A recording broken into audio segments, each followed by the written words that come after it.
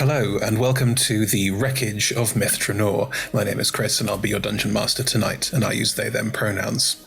We're thrilled to be streaming at twitch.tv/rolltogetherrpg. Well, how to describe the Wreckage of Drannor? It's a love letter to computer RPGs of my childhood, including the Baldur's Gate series, the Pool of Radiance series, Neverwinter Nights, taking a specific location from Pool of Radiance and then putting a modern spin on it. So the ancient elven city of Drannor has been lost to time many a time, and is so once again. And a group of unlikely heroes in this case will be heading there to try and uncover more secrets. I hope you enjoy the adventure. For those who are new to Dungeons & Dragons, everyone here is playing a fantasy character in a fantasy universe. They all have their own unique character sheets in front of them, which tell them who they are, what they can do, their deepest, darkest secrets, and what dice to roll. They'll mostly be rolling a 20-sided dice, and you should be seeing a little number ticker up here in the corner when they do. 20s are good, 1s are bad, everything in between is on a scale, so feel free to boo and or cheer depending on what's happening in the story. And while they play their characters, I, the Dungeon Master, will play literally everything else. So anyone they encounter, any monsters they have to fight, any weather patterns, story beats, anything else, that's all me. So you'll see me playing a huge number of people alongside them. Now, I'm very excited to introduce you to the cast of The Wreckage of Drannor, so without ado, here they are. Hi, I'm Nat, I use she, her pronouns, and I'm playing Eldrathni Elendor, who uses she, they pronouns. Eldrathni is an elf, definitely not a Dhampir at all. No, mostly elf. And also a cleric and a little bit of paladin, and is currently traveling with a very, very ancient elf on a mission to go to the renowned city of Drannor. Hi, I am Rebecca. I use she, her pronouns. I am playing Ava, who also uses she, her pronouns. Ava is an Azamar, warlock of the undead. She currently has a dead patron, stolen powers, a massive vendetta with her god, and the Wand of Orcus sending demons after her, so that's all fine. Some people say that she's evil, and I've no idea why. She just has a lot going on. Hi there, I'm Nate. I use he, him pronouns, and I get played by G, who also uses he, him pronouns. And, I started off as a wizard, right? And then I hung about with some druids for a long time. And then that was when I became an artificer, sort of, for a bit. More like an apprentice, but then I didn't really finish my training. Most recently I made a warlock pact. And, I've been in some bands and stuff for a while as well. So I suppose you could say I'm kind of I like getting into a lot of different stuff. Hi, I'm Niall. I play Anton Rain. Both of us use he, him pronouns. Anton is a divination wizard and a little bit of fighter thrown in there. Once found out that he is a descendant of an ancient Netherese wizard, undead mummy, and is, not a descendant, but a clone, and is currently struggling with that whilst being a little bit obsessed with magic and mythlars. Hi, I'm Evie. I use she, her pronouns, and I'm playing Ephemera, who also uses she, her pronouns. Ephemera is a reborn druid of spores, and being reborn was killed, sacrificed to orcas at some point in the past, and through a wacky series of events is now traveling with her good pal Ava, totally not a terrifying angel person, with a wand of orcas being chased by demons. Life decisions have been made. Don't know if they're good. And there are all of our lovely players. Before we dive too deep into the story, a couple more AOB to go through. First, a word from our sponsors.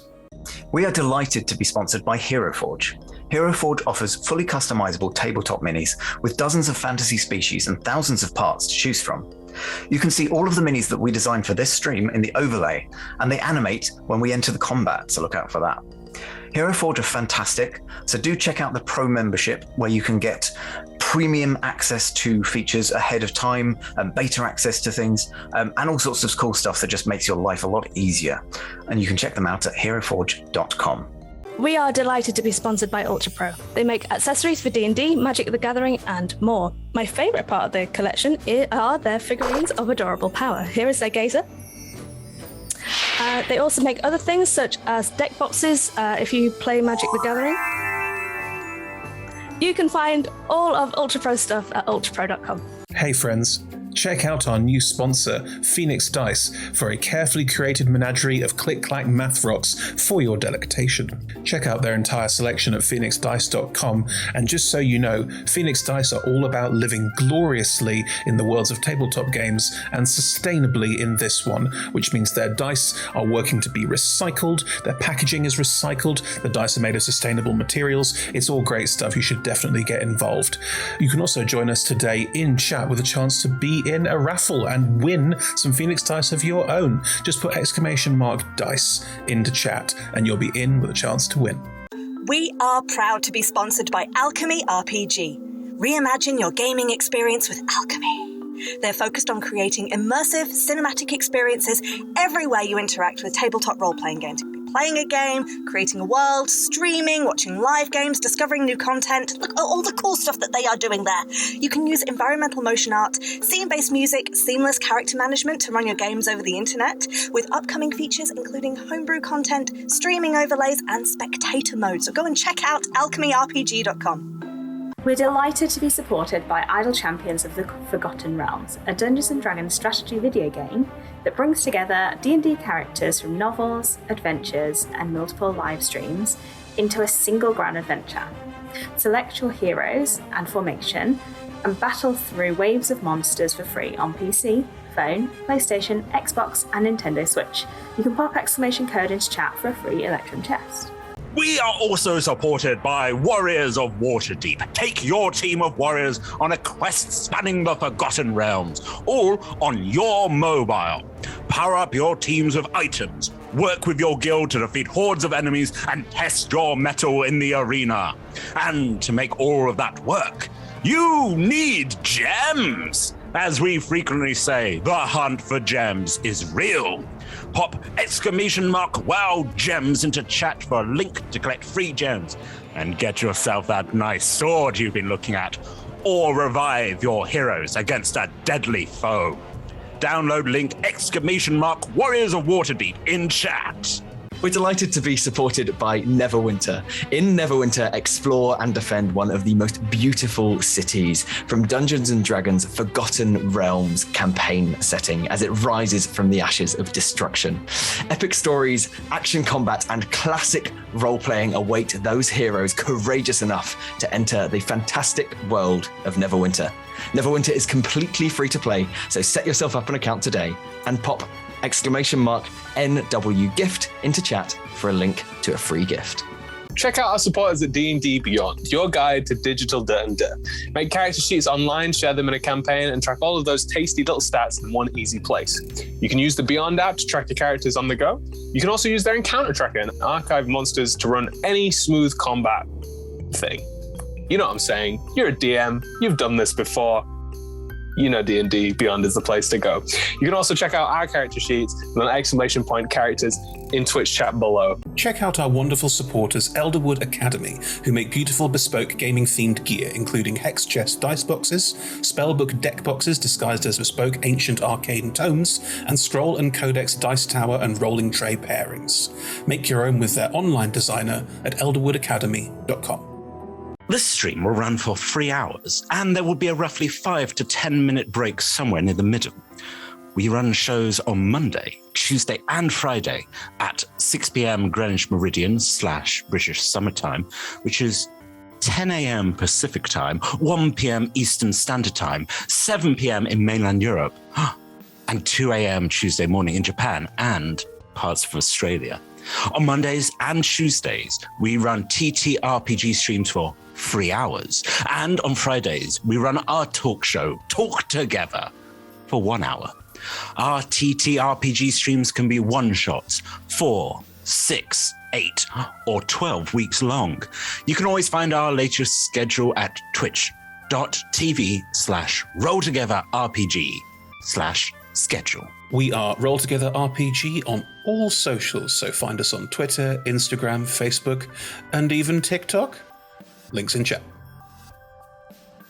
Thank you to our D20 Club on Patreon. You can find a link in chat. Help us make our shows from just £1, $1, or $1 gold piece, and unlock more tiers by joining.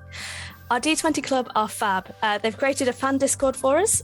They've also made a wiki page for Roll Together. You can find that at rolltogether.fandom.com. Welcome to our podcast listeners. If you also would like to listen to us via podcast, you can search Roll Together RPG on your favourite podcast provider. If we're not there, let us know and we will add ourselves to that list. Finally, we play with a diverse group of players who play a diverse set of characters with wide-ranging sexual and gender identities.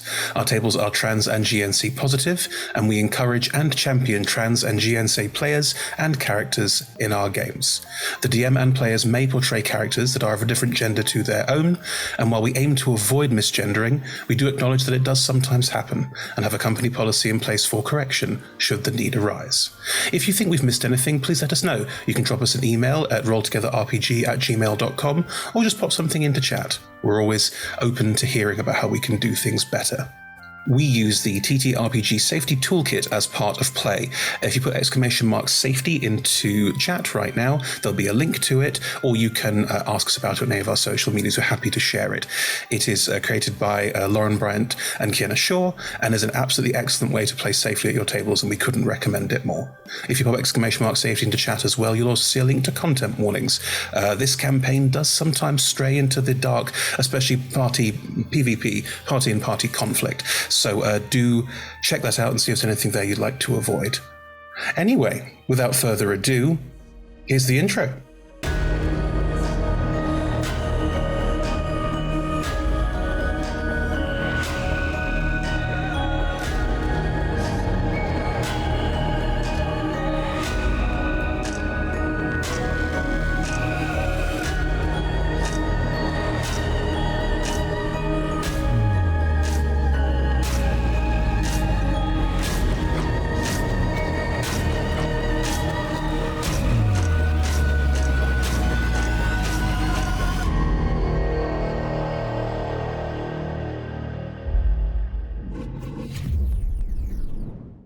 Hello, everyone, and welcome to episode 10 of the Wreckage of Drannor. Tense? No, you're tense. We're fine here. How are you?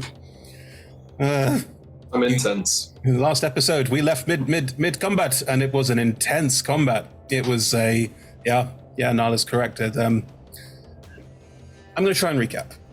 I will say that if you are coming to this fresh today, hello, lovely to see you. I would recommend catching up before watching this one, and it'll be on YouTube relatively quickly because Twitch has changed their rules on how you can upload things. So, Anyway, yes, the party are in the legendary lost city of Drannor. And there's another shield and Mythal blocking people from leaving, and inside things have gone terribly wrong over the last 10 years since the last book told us what happened. And at that point in time, we have fiends, we have Gif, we have topaz dragons, we have gods that are, what are they called? Titans that are like pre-gods. Pre-gods? Pre-gods. Yeah, why not? And post-god, pre-god. I'm into my pre-god metal, you know. And we have the Tree of Souls, an elven artifact that is extremely holy and important and connected to the realm of Arvandor. In the branches of the Tree of Souls is a gem. Gem makes it sound small. It's very big. It's the same size as a person. And said gem contains the mind of a god-killing construct entity, the body of which is currently under the control of Ava, for reasons that I could go into, but dear God, the time.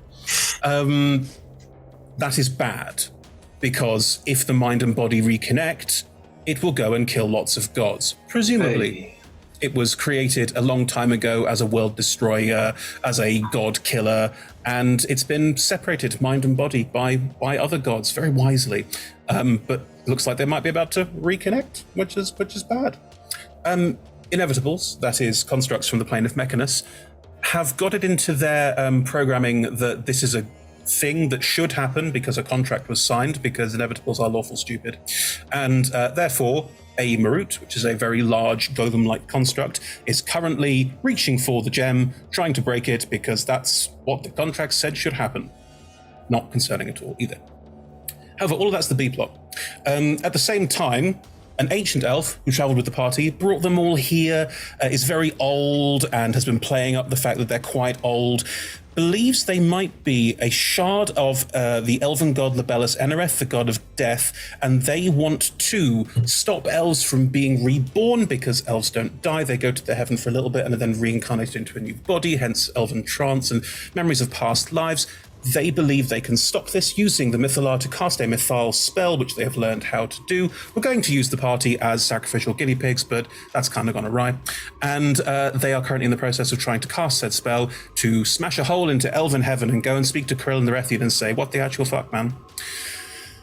But the party became wise to this scheme and are trying to also stop that, while also trying to stop the Marut, while also trying to stop the arrayed forces around all of Drannor from getting involved in this even further. And there's also a clone of Anton, who's real nice. And what have I forgotten? Has a crush on Ava. Oh, right. Yeah, I mean, yeah. It's a very important part of the plot now, Chris, and you did that. I don't know why you think it's so important. I just wanted to twist the knife on you. That's all I did. And now you have to kill someone who will look at you and go, why? Have to? Wait, yeah, whoa. At least you had to kill one, Anton. That's good. Okay. I got both. Then let's dive in. Now, we are mid-combat, so give me a second to fill out the space in front of you. You are in a small room. You are all in this room because you all decided to run into it. In the center of this room is a Mythalar. It is a glowing orb on top of a stand. It floats slightly in a sort of cradle above it. Don't touch it. That's a freebie. It glows like the sun, but it has a more whitish green, swirling magic nature to it over other Mythalars you may have seen in other, published adventures. This room is not very big, about 50 foot square, and most of you are in there in some way close to trying to defend, trying to attack around Nezeril, who is currently attuned to the Mythalar and is about to do something. They just used their last turn to turn off the shield. The Baelnorn is by their side. They had a grip over them, but Ephemera broke it with a thwack of the stick. Anton disintegrated part of Nezeril's torso, but they don't seem to be that fussed about their material body. And that's where all of you are. Ava has just run in and jumped in front of Nezeril, between Nezeril and Anton, and shot Anton to holy hell, going, why are you attacking the person who's in charge? What are you doing? Which is a totally valid thing to do. That wasn't meant sarcastically. I have that tone sometimes. About 60 feet away from you, in the center of a large room behind you, which is full of elven high arcana, geejaws, and doodads and bibbly-bobs, which is where a lot of you got some cool magic items. In the center of that space is the Tree of Souls. Not very big, small tree, small boughs, and in the branches is this gem, deemed to be the safest place for it to be. Standing next to it is a Marut, which is about 12 foot tall, and it's made of onyx, and it is a giant statue, and is basically reaching a giant hand out towards the gem to do something it used its turn to dimension door in, so that's why it is there. Anyway, that's the current setup. We're going straight in. We've last turn of combat was the Marut turning up. It is now Ildrathni's turn. No pressure now. Uh-huh. I have about 5 different options about what I can do, and I think they're all terrible. I'd appreciate it if you told Ava what we were doing. I am so happy to keep shooting you until someone does. Talking is a free action, so that's happening. I'm just trying to think about what the actual action. Go on, you have to say something that Ava will believe. As a bonus action, I'm going to channel Divinity Emissary of Peace, which gives me a +5 to all of my charisma checks. Oh, I thought it was Emissary of Peas. I thought you were suddenly selling peas. I'm just going to fix everything with small green vegetables. Well, they're legumes, peas, aren't they? Yeah, legumes, Give peas a chance. Can I quickly interject and hopefully give you advantage on any persuasion rolls or anything? Nate, I think you'd said Ava came in and did ask, why are you going after Nezra? Yeah. What I said, I think, was, what are you doing? Yes. To which Nate replies, well, mostly we're just trying to not get sacrificed, which it turns out was Nezreal's sort of semi-plan all along. Ow! I'm afraid you can't give advantage mid of combat because that is an action. Oh, right enough. But Ava has more information, and that is always useful. So, it's advantage, but not with the dice. I mean, I literally, I was reaching towards Nate because before the inevitable turned up, I had a plan, and Ava's turned up now, and everything's gone to shit. So we'll have turned that into my channel divinity, and then just kind of turn and be like, actually, I was probably going to say that same thing, but much more elaborately. Basically what he said, Nezreal was going to sacrifice all of you, to make this work. Right now, there is a creature out there that is trying to get hold of a gem. And that gem is the mind of a god-killing thing that it cannot get hold of. We're going to need your help. I'm really sorry we couldn't come and rescue you, Ava. How does your emissary of peace function? What is there, like a sort of glowing aura, or is it just you're suddenly more persuasive? Do your eyes glow with fire? I think you just really see that Eldrathni is being earnest in this moment. Oh, wow. Oh. Oh, no, that's not what Ava wants. I was going to say, something that always has worked on Ava is honesty and earnestness. Right. Now, it's a persuasion roll, I believe, isn't it? Yeah. And you can add, a ludicrous amount to it. So now I can add... oh, goodness, too many things on my action page. Plus 5. Plus 5? It's not that many. I kind of need. It's not as many as you'd like. Well, I'm only a level 3 paladin. Oh, of course. Yeah, that makes sense. Yeah. Well. But the point is, if we don't stop that from happening, you're never going to get what you want. Your persuasion roll.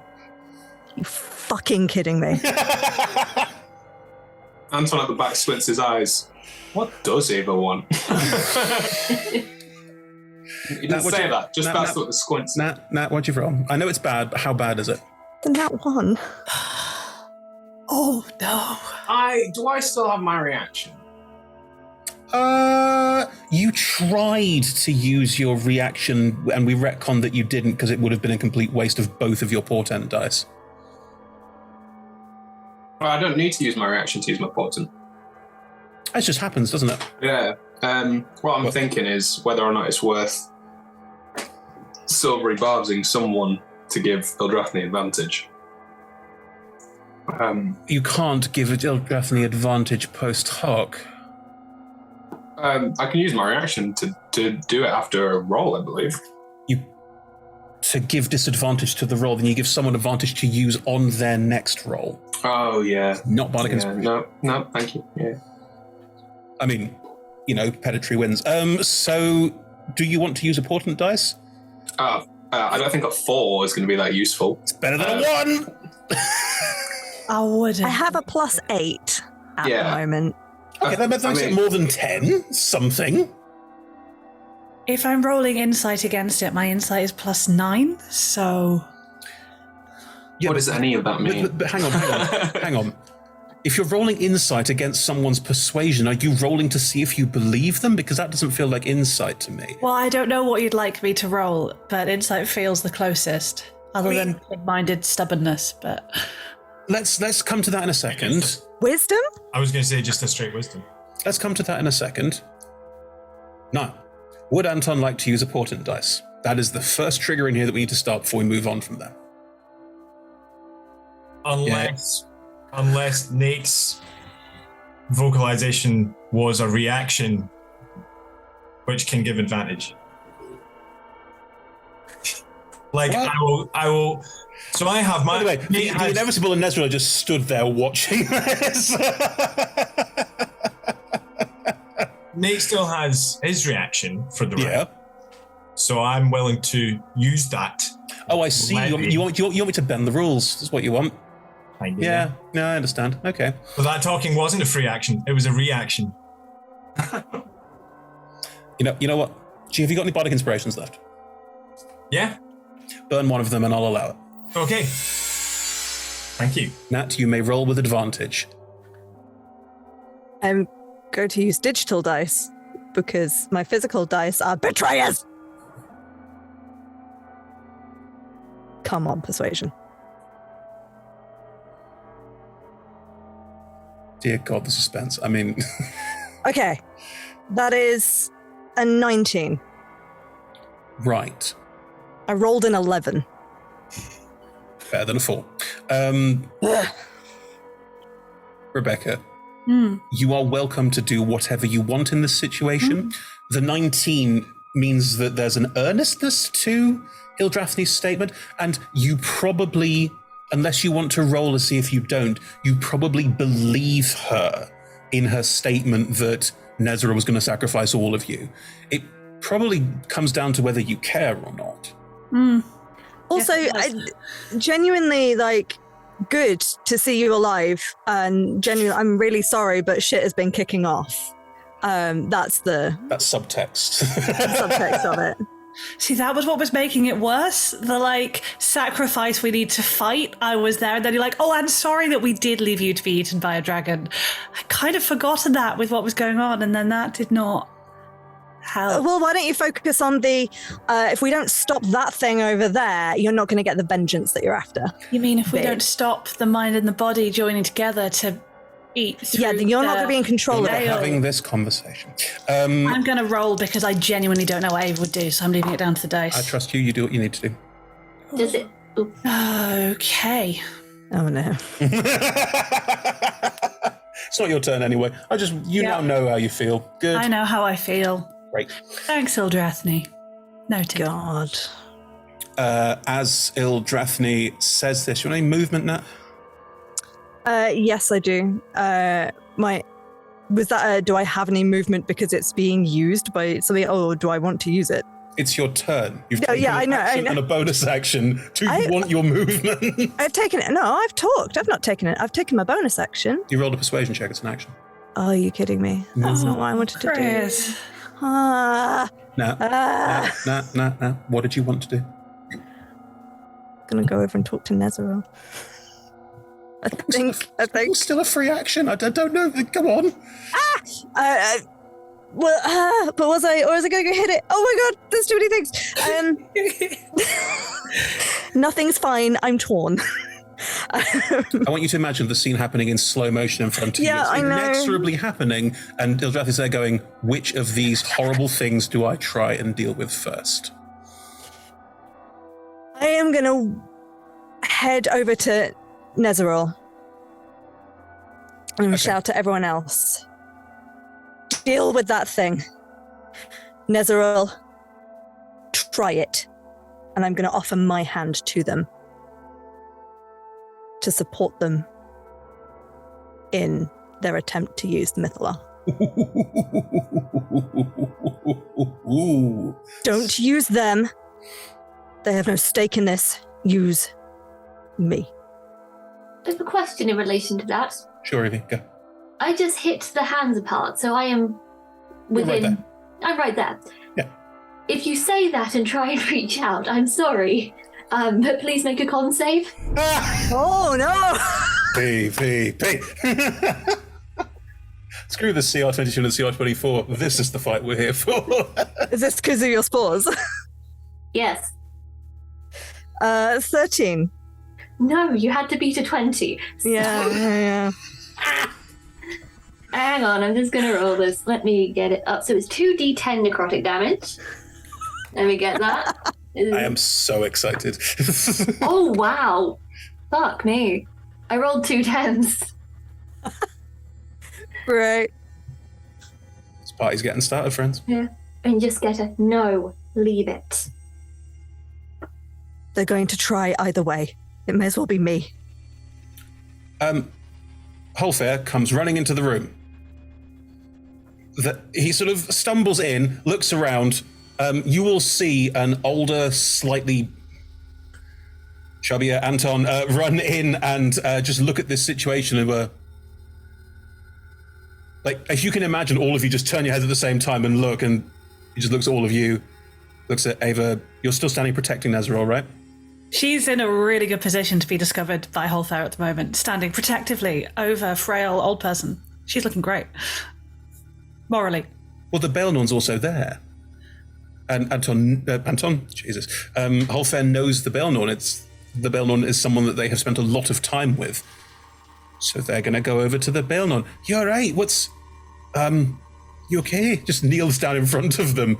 Also in the same sort of area. It's a bit crowded. And we'll gently try and lift them up and look around and say, what's going on? Look at Ava. Why? Point to the Mythalar. Turn to the Belnorn. The Belnorn looks at Nezeril and says, they have a plan to stop all of this. Looks at Ava, looks at Nezeril. Well, good, what's the problem then? And it's just looking at all of you with a kind of, why are we fighting? Looks out. The problem is it requires sacrifice of many of us. Is that true? Who are you asking? Nezeril. Yes. Permanent, definite sacrifice? I have no idea. But are willing to go for it regardless. They don't even want to experiment, which I find rather annoying. Are you equally at risk? Yes. No.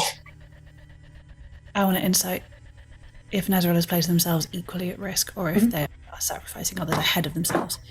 That is a nat 1 on insight. No, everyone's equal, obviously. Everyone's equal? Yeah. Oh, it's noble then. Okay. Yeah. Cool. Greater good of the elven people. Ezreal's heart's in the right place. And you can abuse someone as good-natured as that. Uh-huh.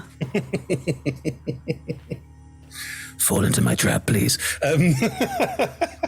Dice did it for me. May I say something to Ava, just as a little aside? Just, if you do look over to Ephemera, she's just full-on bawling. She's an absolute angry little ball of mold, and she's a mess right now. Sees you and her eyes kind of light up and they well up a little bit more, and she just says, this wasn't what we signed up for. I want to go home. I want us to go home. We will. Holfair looks around all of you and then looks back into the room and goes, oh shit, and just runs out of the room towards the Marut that is standing in front of the Tree of Souls. And is going to shout back, can this wait? As they go running off. Anyone can have attacks opportunity if they want. They're just going. No, cool. The rest of you should go too.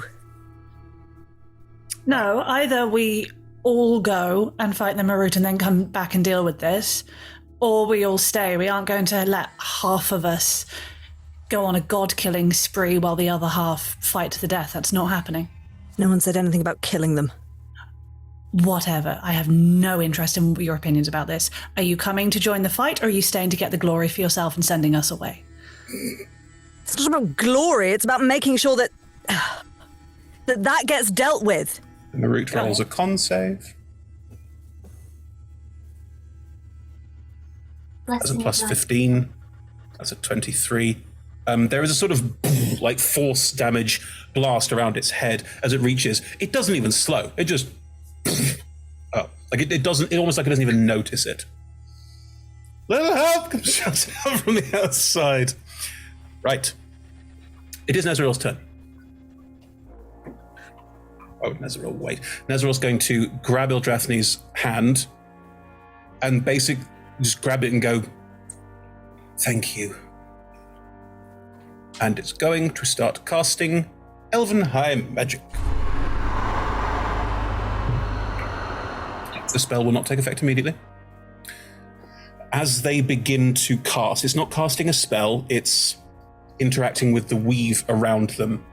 The room around you starts to buckle and crack in places, and the floor starts to move and shift with light shining through it. Anton, Nate, you are wizards and you are very high in the intelligent people. Roll me Arcana checks, please.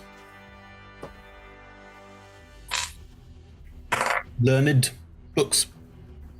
20. That's a 23 for me. You both recognize that what Nezeril is doing is trying to teleport, plane shift, the Mythalar and themselves, and potentially other people who are around, if they might be useful or not, somewhere. You're pretty sure you know where they're trying to go, but just saying that it's not obvious from the spell. I'll shout, at least let me help. And I'll hope that they relinquish some control of the Bifala. Roll me a persuasion check. It's free. No action required. Ooh! I think I've got a -1. Yeah, you do. But will a 17 do? No. Are you lying? Are you lying or not? You telling the truth? Lying. Yeah, well, at least, you know what I mean? Like, fucking hell. If we're going to go here, we might as well at least try and do it safely. I'm not being used as a sacrifice right now. Apparently, Eldrathni is the fucking sheep. And it's like, fucking hell, well, let's at least try and create some sort of barrier of protection for Eldrathni. So we'll just say, if you want to join, please do. Any help is greatly appreciated. On your turn, obviously. Yeah. Right. Not moving, no bonus actions. Nate! Okay. Got a bunch of ideas. I don't know how any of them are going to go. No, I don't either. So, the ring that Nate found, I think 2 episodes ago now. Yep. Nate did an identify ritual on it and discovered that it has interesting properties, including being able to cast the wish spell. So Nate kind of just he's got it on his ring, on his finger, and he holds his hand up and just goes, "Sometimes I really wish there was 2 of me," and casts Simulacrum.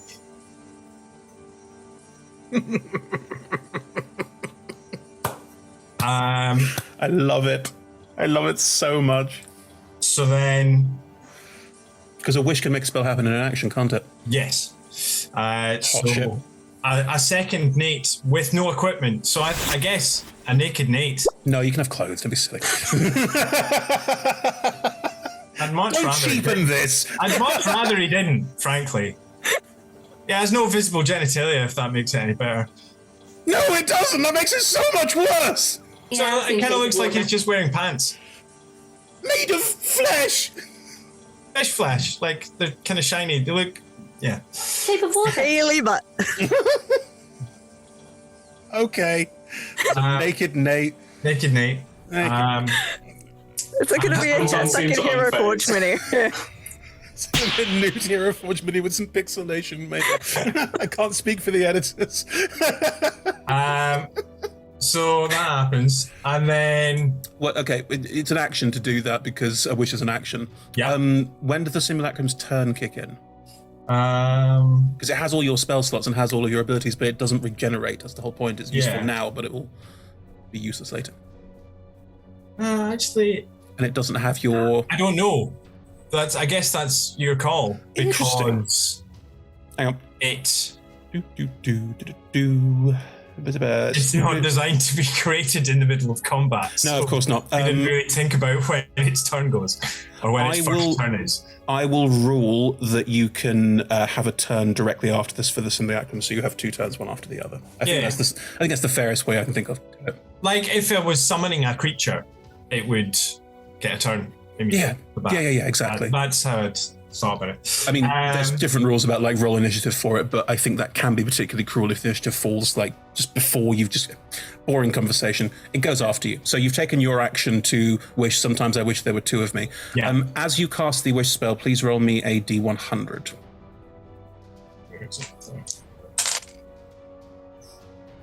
89. I will explain. When Nate picked up the ring, I asked him to roll a D100. That roll was a 51. That means he can cast Wish. He has to roll after he casts Wish and has to roll higher than that number, and so on repeat. So Nate can now cast another one, but if he has to roll a D100 and rolls over an 89, that's it. For the ring or for Nate? I mean... I don't know why you're asking me. I didn't ask that question. I just assumed it was for the ring. Oh, look. Consequences. I'm happy I didn't take it. So what does your simulacrum do? Because you can actually bonus action and movement for you. Yeah, bonus action. So as my movement, I head into the room towards the Marut and the tree, and I'm about to drive you a bit crazy. Actually, I will use my sorcery points to quicken cast. Now, actually, damn, I didn't think of this through.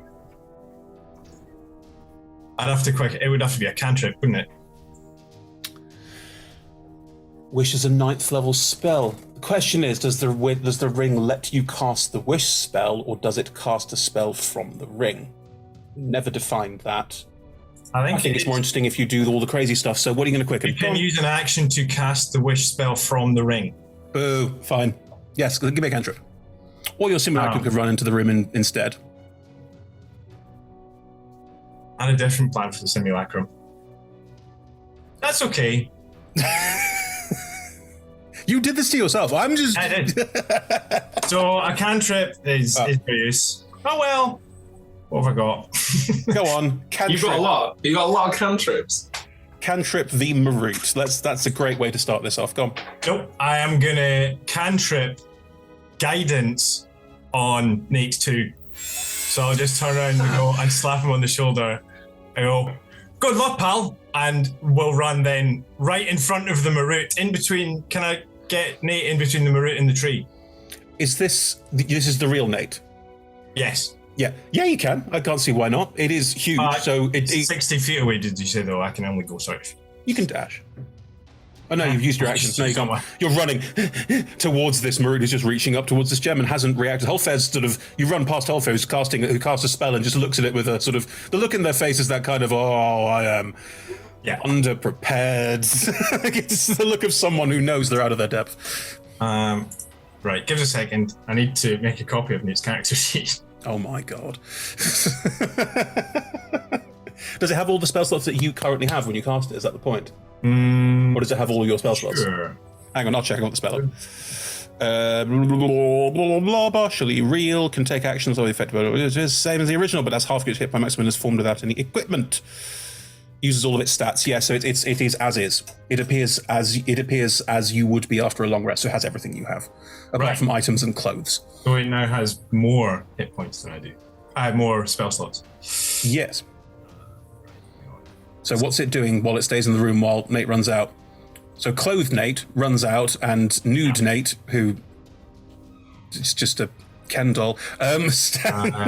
And actually, so that'll have only have 42 hit points because of the temps. Oh no, because it gets halved. It's got half hit points. Yeah. Okay. All right. What does Nate 2 do? Nate 2 goes, runs over to the Mythalar and attunes to the Mythalar. Interesting. Okay. It's an action, yes? It's an action. Roll me an Arcana check. As Nate 2. With guidance. With guidance, who is functionally still like Nate. Yeah. Can I just check? If I attune, when I'm doing a thing or trying to do something with the Mythalar, can I, will I have to contest something with Nezril, so it might be better to save my guidance? Yes, you will have to contest with Nezril to do things. Okay. So, Arcana check, that's a 25. You attune to it, yeah. Cool. Now, the Mythalar can do all sorts of weird and reality-breaking things. Yes, but it can also just cast standard spells. Yes, at high levels. So I'd like to, if possible, can I use Nate 2's sorcery points to quicken cast a 9th level spell? Roll me an Arcana check to try and push against Nezril's hold over it at the moment. Which I use my guidance with. Totally fine. How many spells can the Mythalar cast at once? Not many. So that's a 23? Nowhere near enough. Nezril has a hold of nearly 30 over it at the moment because of the 21 plus 2 Arcana that Nezril currently has. So at this point in time, Nate 2 is attuned to the Mythalar and is trying to use it, but cannot. That is your action. I don't want to be too cruel, but you've got a simulacrum, so you're fine. Yeah. Right, Nate 1 and Nate 2. What's the thing 1 and thing 2 rhyme? It's gone now. Good, right. That's Nate's turn. Okay. As the Elven High Magic starts to kick in, Ildra, roll me a con saving throw.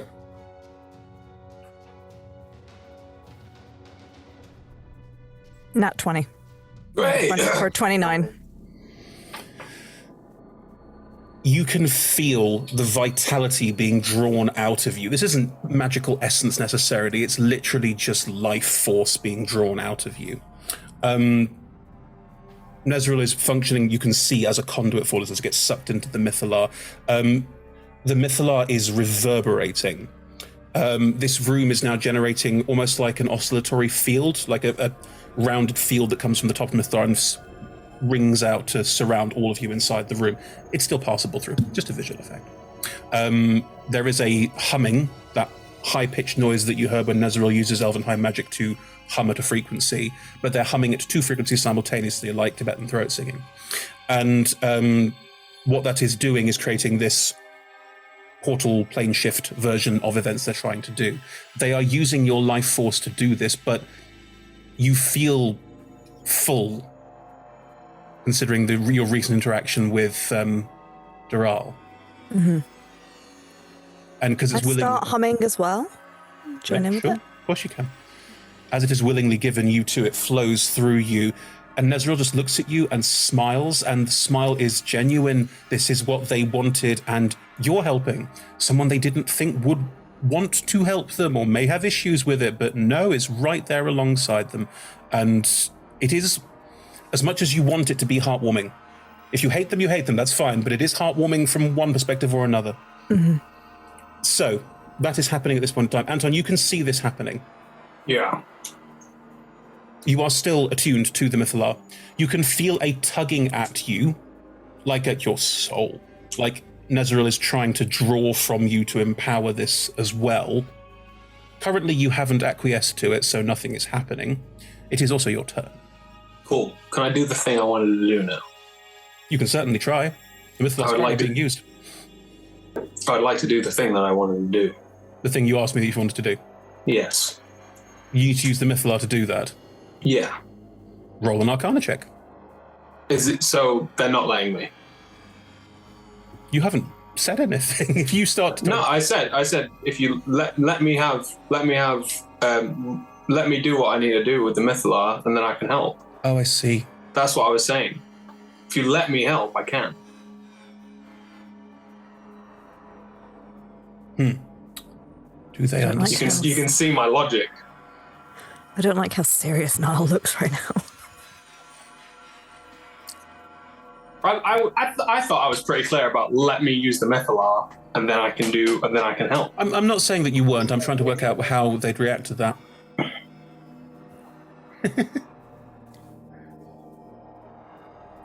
Ildra, you get a brief image, because you're connected to all of this. You get a brief image of Anton splitting into 2 Antons. It's in your mind. It's not actually there. The spell is cast. Right. Cool. A little bit of secrets there. I will. I've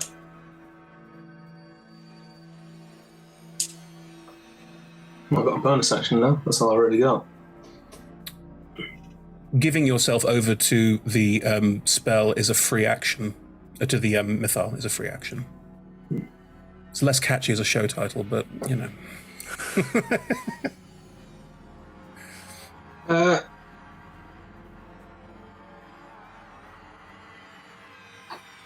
Yeah.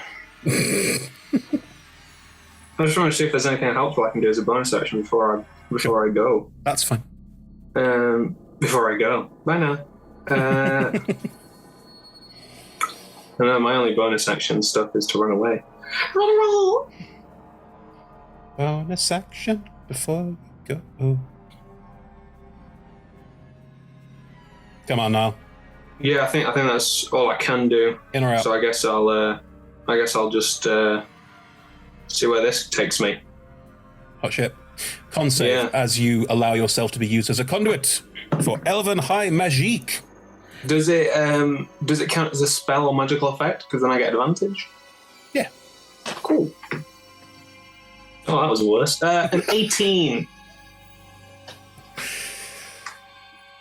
You can feel your magical essence being drawn out of you into this, where Ildra, you don't know this, but I think I'll give it to you, where Ildra's life force is being used for this, your arcane ability is being used for this, and you can feel, it's a weird feeling, it feels like time is moving faster for you.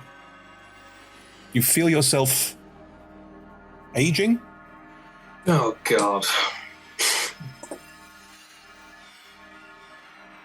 Cool. Thank you now. The Baelnorn, seeing which way the wind is blowing. Ephemera, you're still standing next to them, aren't you? They're going to try and reach up and take Nezeral's other hand. Okay, I don't have any kind of reaction. I know. But screw the rules. If the Baelnorn tries to reach up and take Nezeral's other hand, what do you do? What would you like to do? Can I grip it quickly and just go, why?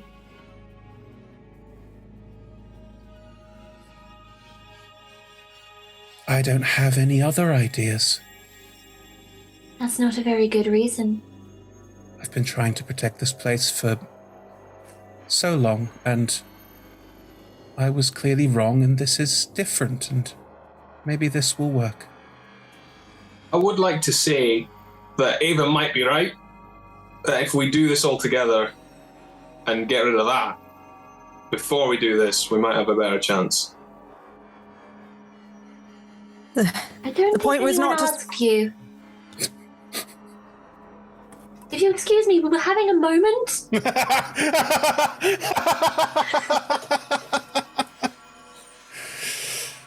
What were you saying? Sorry about him. It's fine, man. Well, it's your lives to throw away, I suppose. They will look back at the Marut, at the situation that's being left behind there, and they will look at all of you, and they will get up and go out of the room towards the Marut to deal with that instead. If you let them go. Yep. Cool. Ephemera, it's your turn. Cool. Well, I'm gonna just... How is Ava looking while all of this is going on? Indecisive, and then decisive. Oh no. If hearing this conversation, she will go, Fam, I can protect you from most things. That, without their help, we're dead. And I don't have a home to go back to, and I know you weren't keen on going back to where you came from. This might be our only way. If they try anything, we'll kill them, don't you worry, but if they're gonna reshape reality, I want to be part of it. What was that, Ivy? Sorry, unless this kills us first. Ildra's surviving, and we're stronger than them. I'm not sure I have a life to sacrifice. If you want to go, that's your decision.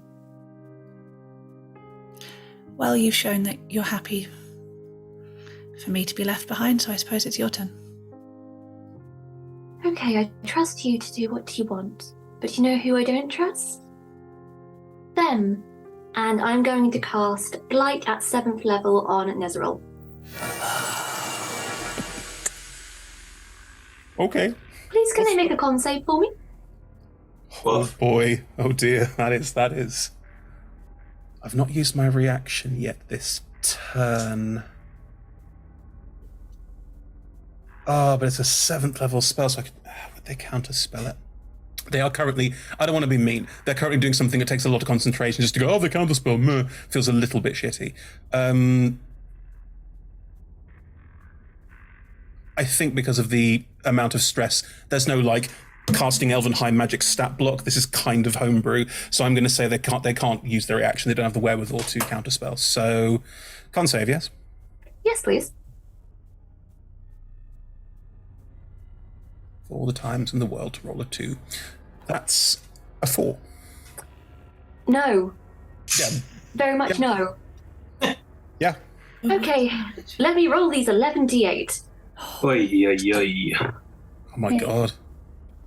13, 14, 15, 16, 17, 18, 19, 20, 21, 22, 23, 24, 25, 26, 27, 28, 29, 30, 31, 32, 33, 34, 35, 36, 37, 38, 39, 40, 41, 42, 43, 44, 45. Oh god, please stop counting. 46, 47, 48, 49, 50, 51, 52, 53, 54, 55, 56, 57 points of necrotic damage, please. Okay.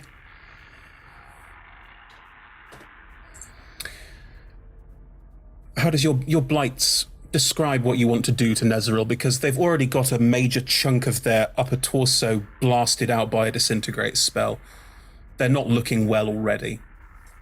So from any like little seed of decay already within them, the spores just multiply and populate into a kind of almost spider web-esque kind of texture. It's just kind of branching outwards and outwards, and it goes black as it leeches life from them. Have you seen, what is that film? I think it's Natalie Portman, where there's a growth thing that's really bad. Annihilation? Annihilation. That's it, yeah, where it grows all over you. Yeah, I'm imagining that, if that's okay. There's, But clearly Evie was seeing Venom. Venom. Yeah, Nezeril just... I'm gonna roll a concentration check first. That's very possible they could hit it.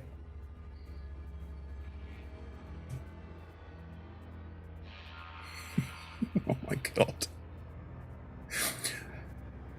They hold on to the spell. Just black ichors pouring from their eyes, their nose, their mouth. They look at death's door. I think they cough and just spores just cough out of their mouth. I think they look at you, Ephemera, with a kind of... They want to quip, but they don't have anything because they're in too much pain. Just very old elf. I'm going to remind you of this. Wow. That was horrifically close. Okay, cool. So it's fair to say that they might be bloodied. Yeah, more than. Right. Do you stay in the room, Evie, or does Ephemera run out? Like, peace out! Part of me wants to see the fallout, but I also don't want the entire party just to start hitting me. So, or the job's not done. It's a fair comment. The job's not done, I've got to stay in the room. It's a fair comment. Evie, I may have been unclear about this. The whole room is going to go. Oh, no, I'm out. Cool. Right. Then in which case you don't have to... I will happily have some story flavouring that you stay there, but you don't get taken if you like, because that's fair. I don't want to force you into travelling to Arvandor if you don't want to. Jeez. Right. Good. You sort of... You're still in the room. Ava, that just happened. Ava will cry out, "No, stop, what are you doing?" And bodily move in front of Nezeril, shielding them from Ephemera. You do not understand. You may not like them. They are our way out, they're your way home, and they are our way to make things right again. You do not touch them. I need to do something I haven't done before, Chris, which is use my pool of healing, which I think involves Celeborn. Which I don't use because I don't like it. But I need Nezeril to be alive to kill Celeborn, so needs must. Okay. It's only 5d4, it's really not going to undo very much, but yeah. You have to lay a hand on them, don't you? It's healing Yeah. hands. Eighth. Oh, That's the plan anyway. It was always the plan. Chris. So she's going to have like one hand out towards Ephemera and if you move again, I will hurt you. And then one hand reaching back for Nezeril. And I need to use my healing hands, please, Chris. And make a con save. Oh, there's something else. I'll let you do this first. I don't mind. I need to emotionally prepare myself to talk to Celeborn, maybe, so go for it. Nezeril's not a tree, so it's not double damage. I'm just going to give you that for free. Oh, yeah, I know. Would you say that... So after my turn, I get my reaction back. Yeah. And Ava has just moved into my line of fire, essentially. Oh, damn. Yeah. So Ephemera is just going to say, are you telling me what to do? I am giving you a warning that I would not give anyone else. I'm giving you the courtesy of a chance to step away. Take it. Don't patronize me. Please make a con save. 21. Ooh, yeah. Oh. And what happens on a success? No one ever succeeds this. It's half damage, isn't it? I don't know. Don't know. Spores is half My damage. heart's in my throat. I can't tell you.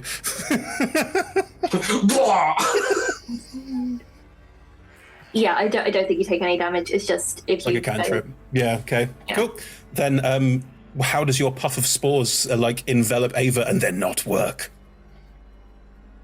I imagine they just kind of flick out and just kind of try to go be inhaled or come into your face in any way, and it's just kind of rebuffed and it just kind of dissipates. I have my form of dread up, so that's like petrol slick just blocks it access. As you reach back to touch Nezeril... Can I just, before that, is that all right? Sorry, Chris. If Ephemera has done that, I know you want to do the cool thing, but roleplay. If Ephemera has done that, we'll go, I am not patronizing you. If I thought you were the sweet, defenseless little girl that all these other people pretend to see, you would be dead. I am treating you like the adult that only I know you are by explaining to you what's at stake and telling you that I will treat you as an enemy if you target my ally. If you want to feel patronized, that's on you. Sorry, that was lovely, Rebecca. There was just that one phrase in there of only I know you are. Oh, it was deliberately shit. Sorry, that was deliberately shit. She's a gaslighty monster. Sorry, we've been cool with the gaslighting so far. Is that one? Yeah, no, that's fine. I'm just gonna... It's a fraught moment, so I'm actually gonna roll to see if Ephemera is still taken in by this. Oh, dear. Babe. I rolled a 19 on the dice. This is good. That means I'm not taken in by it. This is good. I, as a human, and happy about it. I, as your friend. Reject the gaslighter. Do it. You don't have the right to tell me any of that. I can be a grown-ass adult and not need your approval. That's lovely, dear. Why don't you make a start now, then? I want to heal. As you reach back to heal Nezeril with your healing hand, you try and grab hold of their shoulder, and it crumbles away beneath you. That's nice. How bad? As you realize you are reaching sort of into their chest cavity. Like their entire upper torso is now starting to fall apart. As you put your hand and find some skin to grab onto. Probably a bone. Collarbone. The spores have literally just desiccated the flesh away to nothingness. They're very old. They also failed their first con save on casting this nonsense. Do you draw directly on Kalimvor's light when you do this, or is it an innate ability that you have? I don't know. Mechanically, it is my racial trait as an Aasimar. Yeah. But what do you think? I mean, I want to take the easy way out and be like, I could just do this. But given that I have pointedly resisted doing it to this point, I think it is because even if you don't have to knock on the door and have a little chat with Kalimvor, it is I guess it feels like prayer. Mm-hmm. That, like, deliberately coming into the presence of your deity, deliberately initiating a connection. Mm-hmm. You don't always know what you're going to get back, but it is that.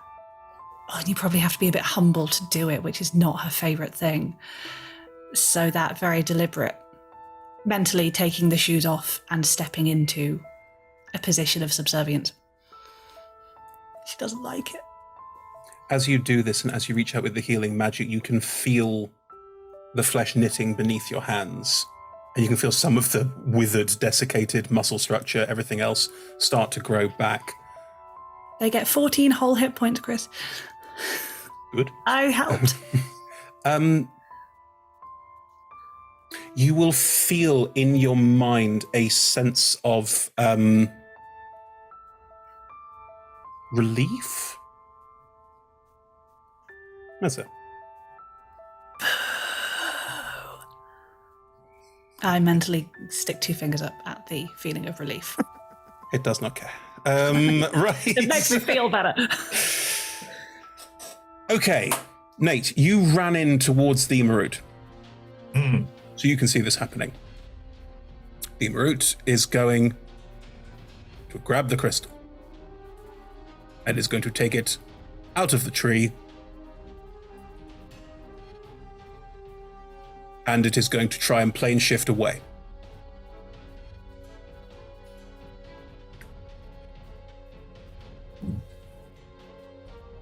Is there anything you'd like to do?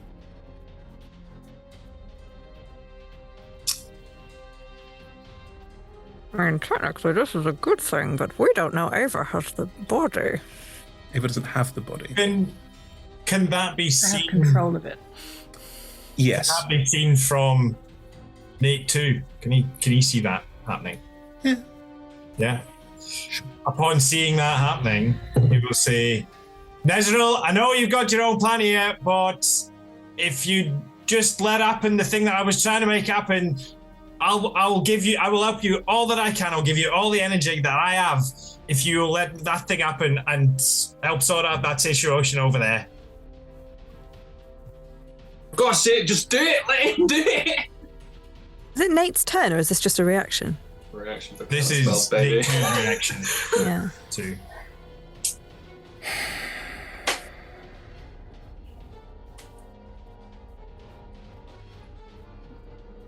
Like, the voice is faint because the shaw's missing. Like, they are absolutely wrecked by the spell beforehand, and they also had half their body disintegrated, which did a lot of damage to them. They are not well. You sort of hear this faint wisp of a voice saying,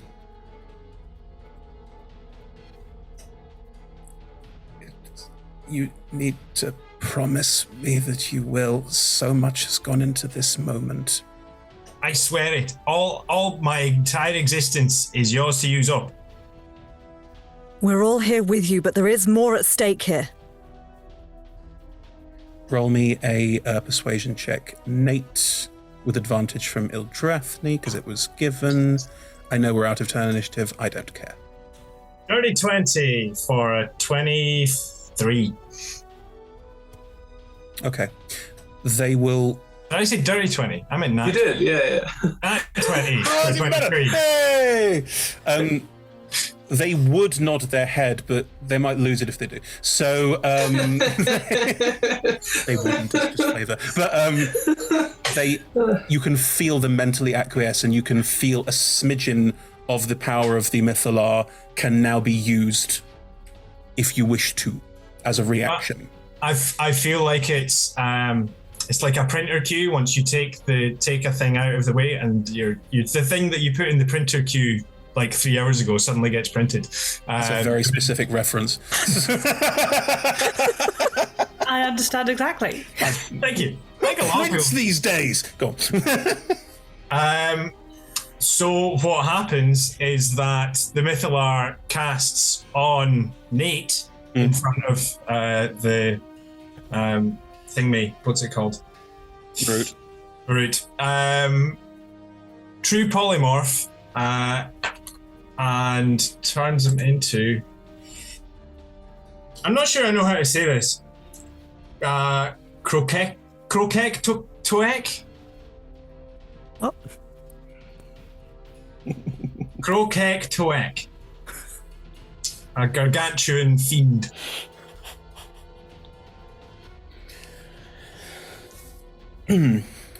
What? Is that with a C or a K? No, I know what Cacturek is. It's a gigantic mud skipper with teeth for eyes and laugh of a hyena. Yeah. Not a bunny rabbit. Can True Polymorph let you do this? It's a creature into another creature of challenge rating equal to my level, so 14. Gee, this might be a loaded question, but how's that going to stop the Marut from plane shifting away? I mean, it's not, but that's not what I...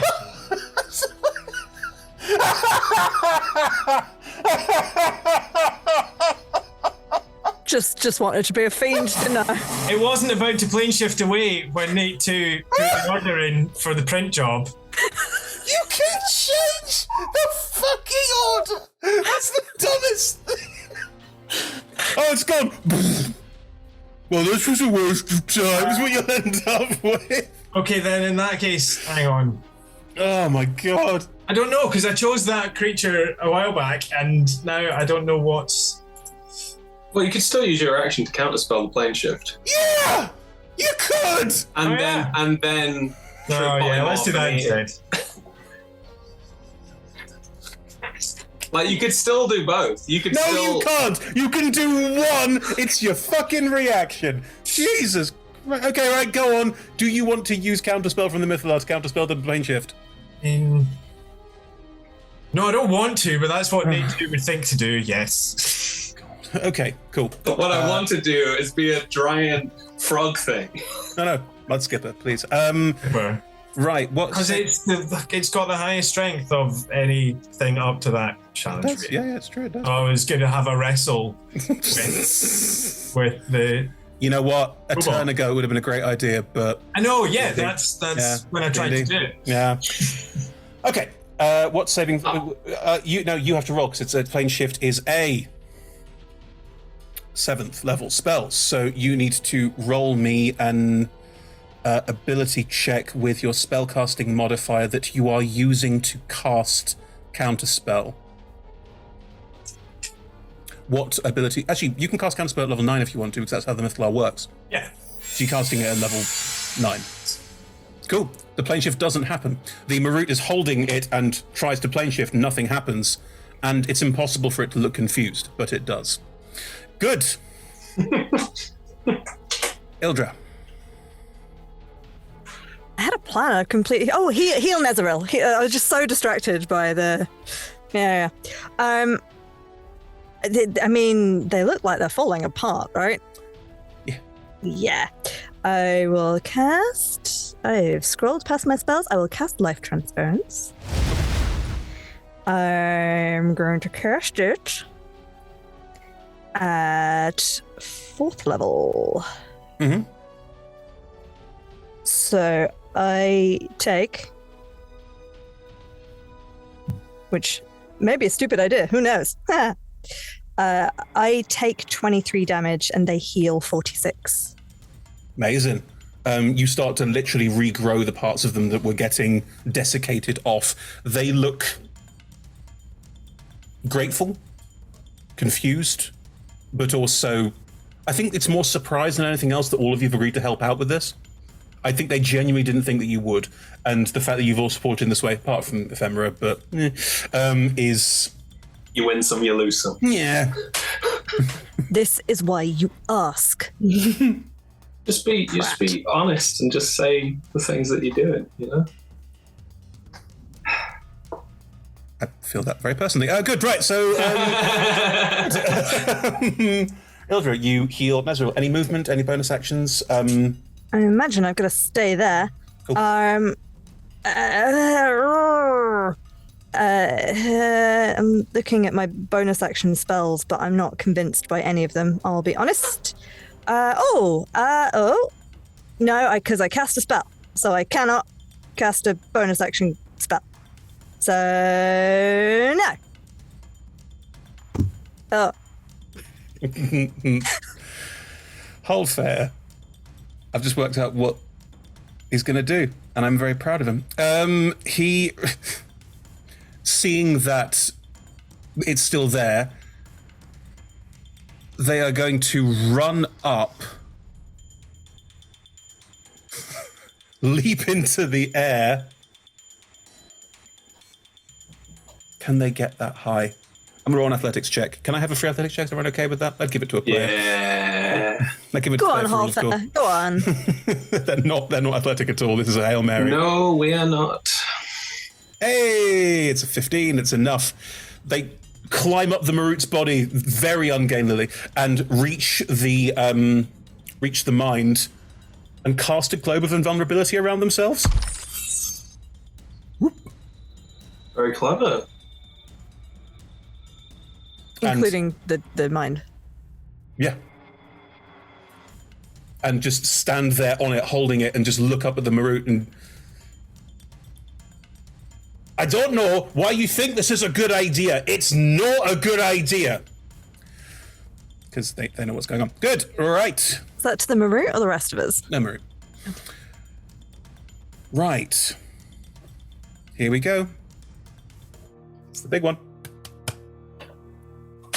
Goodbye now. I need everyone who is tapped into the Mythalar before it goes. Which, Ava, you never said you were. If I get to come along without sacrificing myself, then fantastic. I just assumed by touching Nezril you were going to get sacrificed, but you made that out lucky. I thought Chris was going to be super rough because Nezril was like, here, give me hands. No. Game respects game now. So... Nate 2, because Nate 1 is not there. And Anton, can you roll me intelligence saving throws? And Ildra, roll me a con saving throw because you're using your life force. So 21. Oh, wait, no, it's more. 23. That says 26. Chris, you can see the encounter tracker. I rolled another nat 20 for a 29. Good. Okay, so we have a 23, a 26, and a 29, yes? Cool. Nezril also rolls an intelligence saving throw.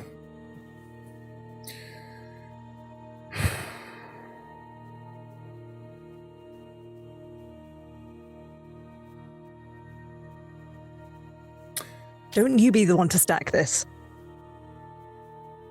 They have a plus 14. I rolled a 1. Oh, damn. Can Ava see it start to fail and grab on and lend her force? Yeah. Great, I'll do that. You roll me a charisma saving throw. That's what you cast with. Yep, good. I was really hoping you'd say that. I'd look at my intelligence modifier going, oh no, charisma's plus 10. And that is therefore a 27 total.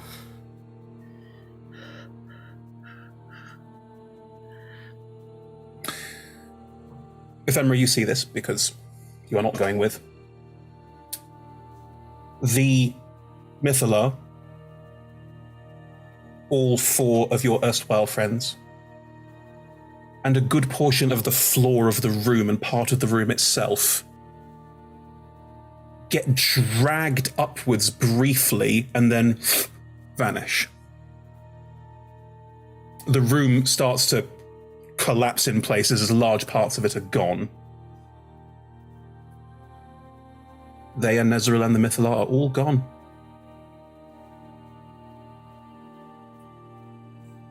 That's what we'll pick up after the break.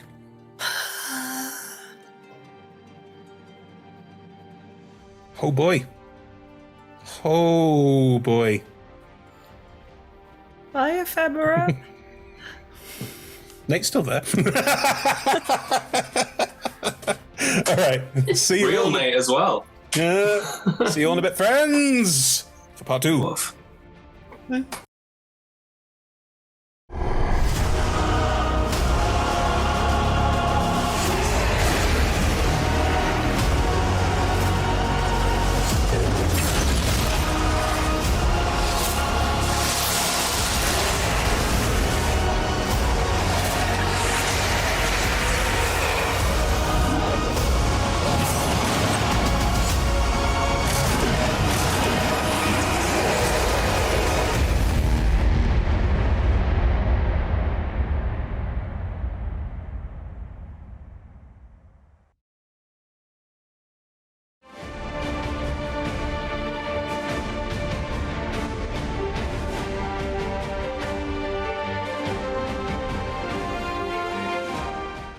We are delighted to be sponsored by Hero Forge. Hero Forge offers fully customizable tabletop minis with dozens of fantasy species and thousands of parts to choose from. You can see all of the minis that we designed for this stream in the overlay, and they animate when we enter the combat, so look out for that. Hero Forge are fantastic, so do check out the Pro membership where you can get premium access to features ahead of time, and beta access to things, and all sorts of cool stuff that just makes your life a lot easier. And you can check them out at heroforge.com.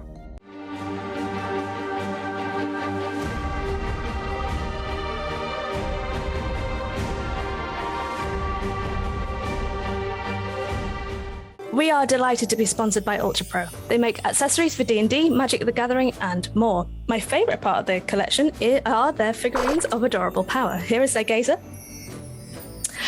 They also make other things such as deck boxes if you play Magic the Gathering. You can find all of Ultra Pro stuff at ultrapro.com.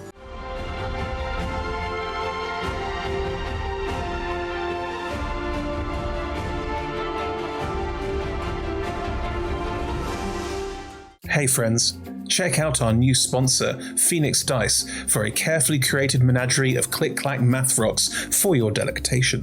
Check out their entire selection at phoenixdice.com, and just so you know, Phoenix Dice are all about living gloriously in the worlds of tabletop games and sustainably in this one, which means their dice are working to be recycled, their packaging is recycled, the dice are made of sustainable materials. It's all great stuff. You should definitely get involved. You can also join us today in chat with a chance to be in a raffle and win some Phoenix Dice of your own. Just put !dice into chat and you'll be in with a chance to win.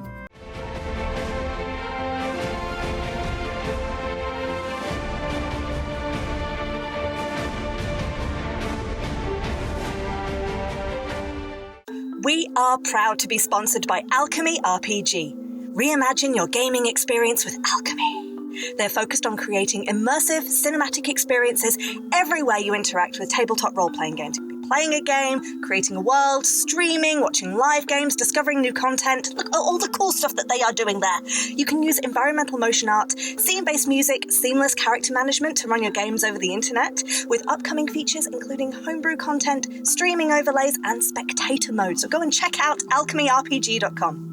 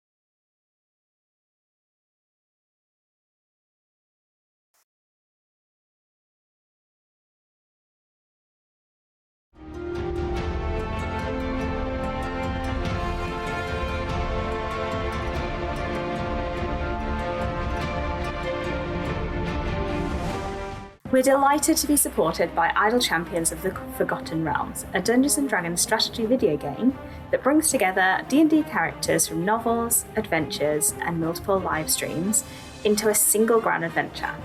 Select your heroes and formation and battle through waves of monsters for free on PC, phone, PlayStation, Xbox, and Nintendo Switch. You can pop exclamation code into chat for a free Electrum test.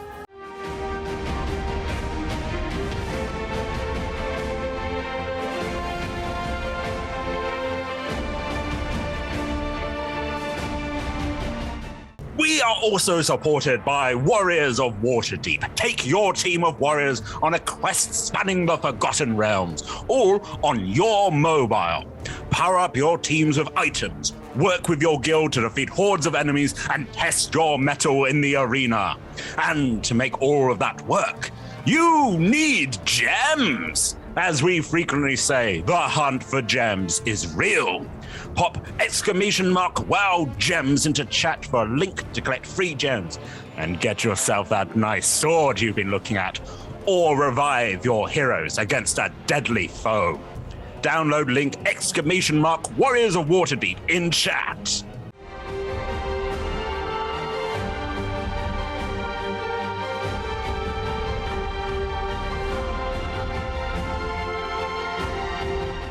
We're delighted to be supported by Neverwinter.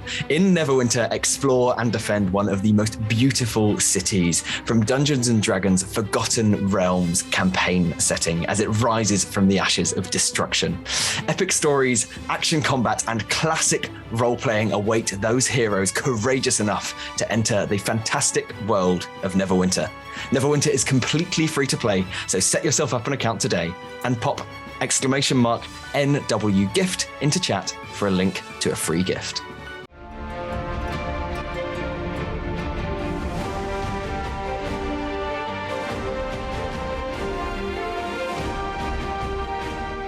Check out our supporters at D&D Beyond, your guide to digital D&D. Make character sheets online, share them in a campaign, and track all of those tasty little stats in one easy place. You can use the Beyond app to track your characters on the go. You can also use their encounter tracker and archive monsters to run any smooth combat thing.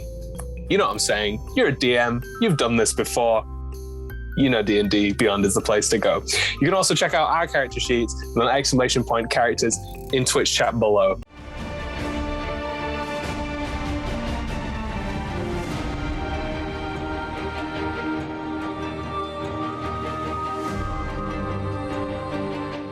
Check out our wonderful supporters Elderwood Academy, who make beautiful bespoke gaming-themed gear, including hex chest dice boxes, spellbook deck boxes disguised as bespoke ancient arcane tomes, and scroll and codex dice tower and rolling tray pairings. Make your own with their online designer at elderwoodacademy.com.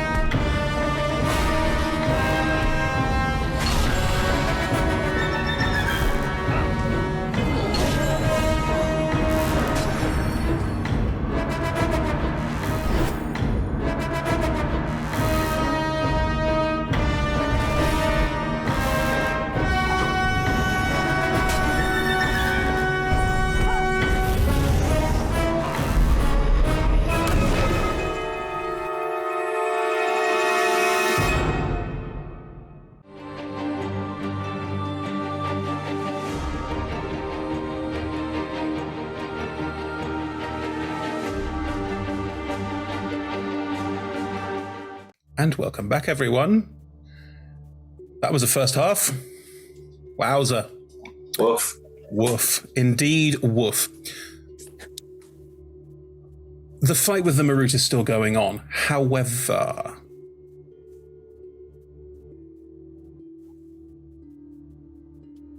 Arvandor, it's a lot like the Feywild. You can imagine a similar sort of place. Nature, overgrown. Everything is too bright, too vivid, too good. If the whole plane exudes this sense of calm, quiet, pleasant, sitting under the boughs of a tree watching the world go by. An almost personification, an egregore of a place of calm contemplation.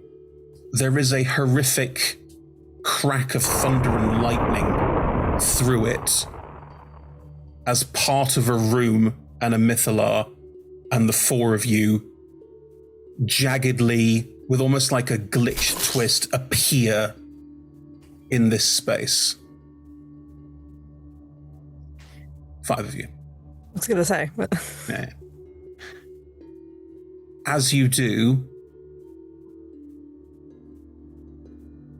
Nezaril is collapsing, fading fast.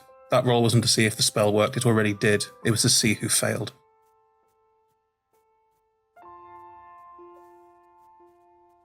They look around themselves and smile and see the 4 of you and just cough more spores. Like, they're still very much not well, but you can all tell that they are dying.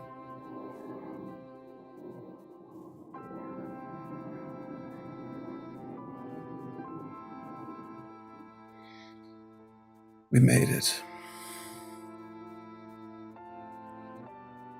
Come along now.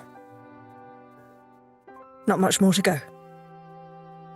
Do you try and move them? Are we out of initiative? Yes. Can I heal him some more? Yes. I'll cast Cure Wounds. Third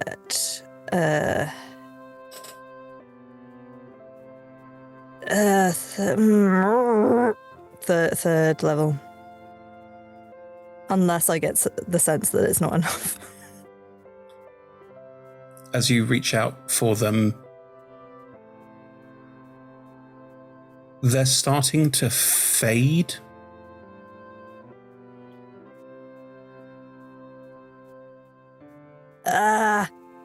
Like literally fade. No, that's not me being flowery. Like they are phasing out almost. Fuck. Then I will do life transference instead at 4th level. Third. Oh, fuck. They will look back at you, Ildra. Well, there's always going to be some sort of sacrifice, wasn't there?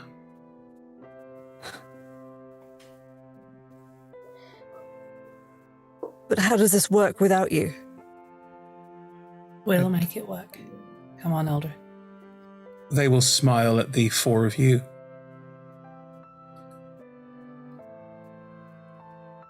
Please finish what I started. And then they're gone. Fuck.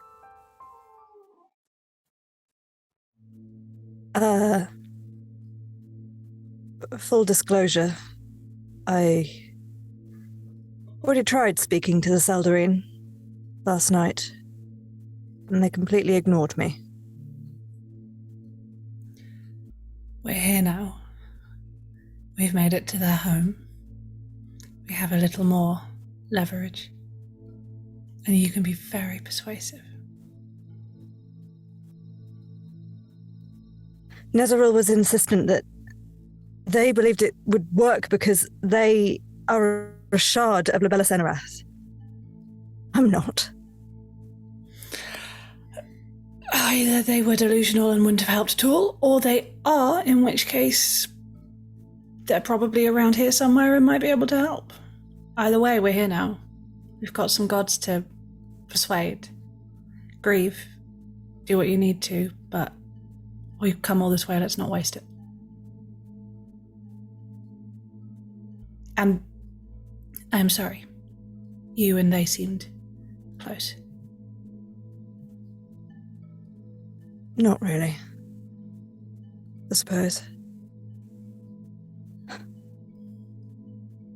I'm sorry about Ephemera. Me too. She didn't understand. She will understand. All four of you can hear humming, like a person humming.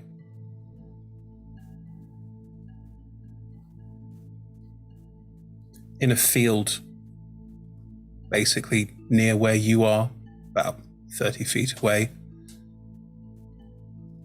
a figure is sat cross-legged, just by themselves in the field, just humming quietly to themselves. Their eyes are closed. They appear to be just calmly sitting in a field. Do I recognize who they might be? They have long flowing golden hair, gender non-specific. They don't radiate divinity by any stretch of the imagination. They look very humble in a way. But they're just sat there.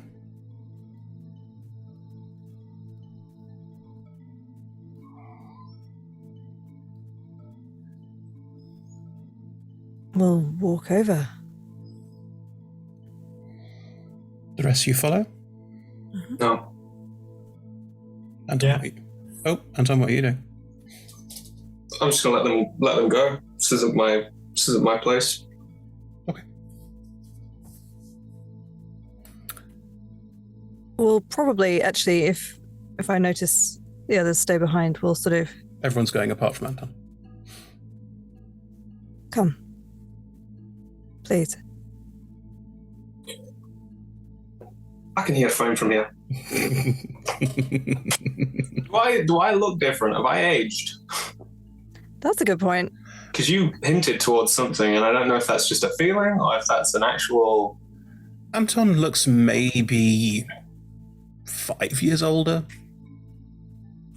Like, he's in his early 20s. He looks pretty much the same. There's some crow's feet in his early 20s. That is a good point, actually. I think after the initial shock of Nezeril not making it starts to die down, distracted by person humming, we'll start to... What did you do? To Anton. You did something.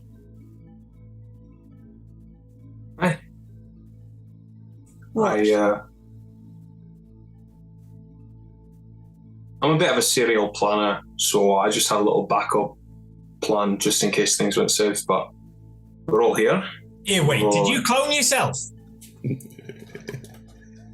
You can clone yourself? Is that why whole fair is a thing? Makes sense with what I saw. Well, I mean, like, Anton is a clone. I'm sorry, what?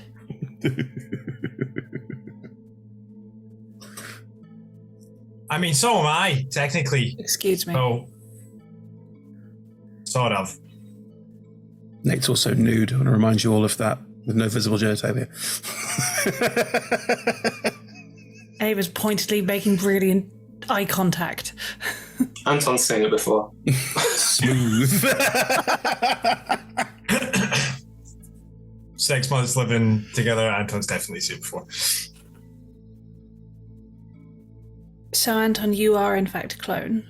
So, Holfair is not your long-lost older brother or cousin or sibling or... No, Holfair is a clone as well. Okay. Of whom? Is this really our greatest concern right now? And then he's going to point to Krillin. You don't know who it is. Anton knows who that is. It's really not, but also... If you cloned yourself, where is it? somewhere safe. Right. Very good. Bother! I've Nice just to know. realised a really good tactical decision that it is now about 7 minutes too late to make. Never mind. Please keep going. I'm so cross. I would like to hold an action for the rest of this. Sure. And I'd like to do it subtly using my crystal ball. You're wearing Some clothes. softball ball action. Yeah. And I won't disclose what it is yet. But I'm holding it. And I'll continue this conversation. Can you send me a message saying what it is? Because I don't. Yeah, of course. I would like to flick open my wrist pocket and put a tiara on. I'm just wearing a tiara. Oh, Nothing. I'm just wearing a tiara. Nothing else has happened. Yeah, but why though? You don't know. But that's the question going through Eldrathni's mind. Like, why now? What? I wanted to look pretty to meet your god. Fuck off. Nate thinks this is weird. I'd like to roll an. What is that? An insight. Like I said, we have leverage. Then let me. Do you?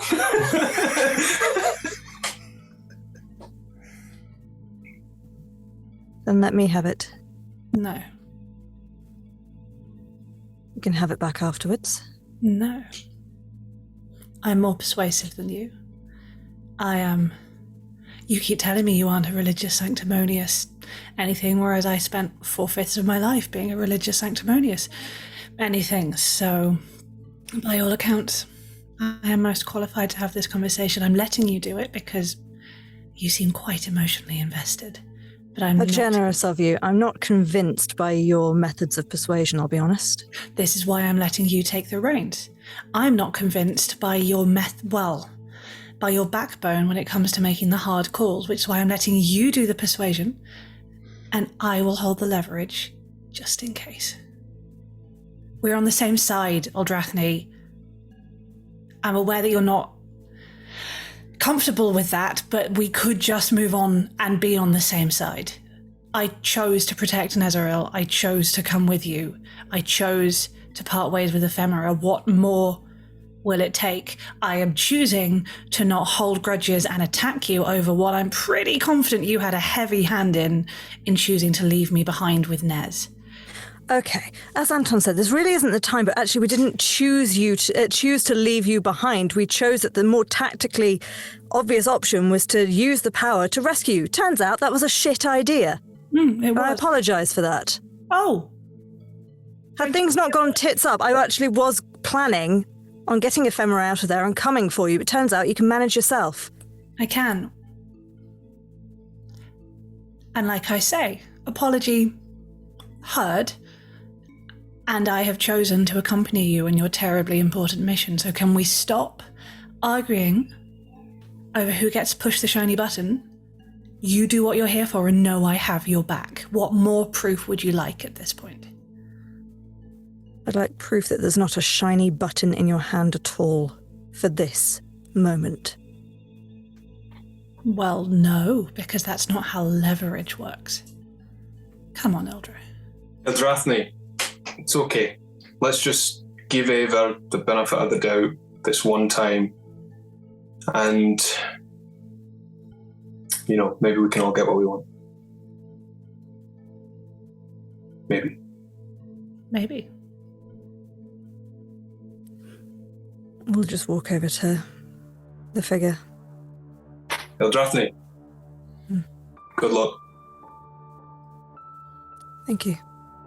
I want to flank them, not directly next to them, but right behind her shoulder, so that immediately got her back if needs be. Sure.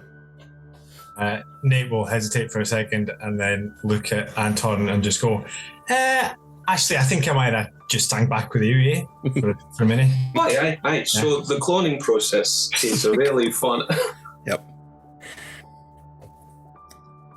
Ava, Ildra, you approach the figure sitting in the field. They don't acknowledge either of you as you walk over. I'll sit down, cross-legged, next to them.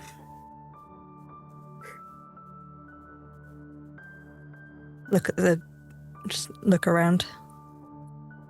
Ava, I presume you stand. Standing and with space, bodyguarding. This is Ildra's moment. She's just there to protect. Sure.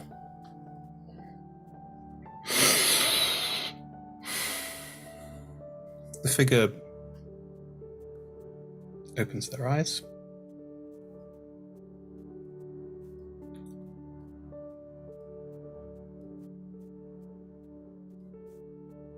Hello. Hello.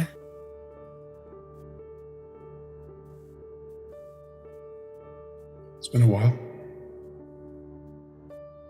It's been a couple of hours, actually. But you didn't answer last time. No. No, I didn't. I'll be honest, I was sort of expecting Nezeril to be doing this part.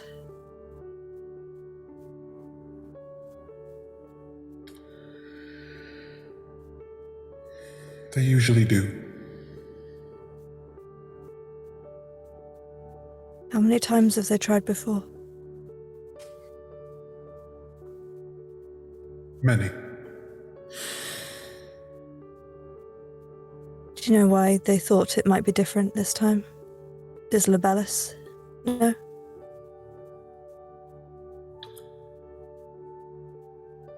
Nezeril was made to always have hope.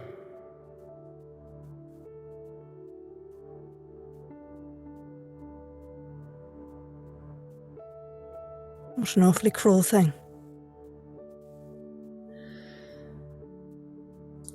It was Libellus's contention.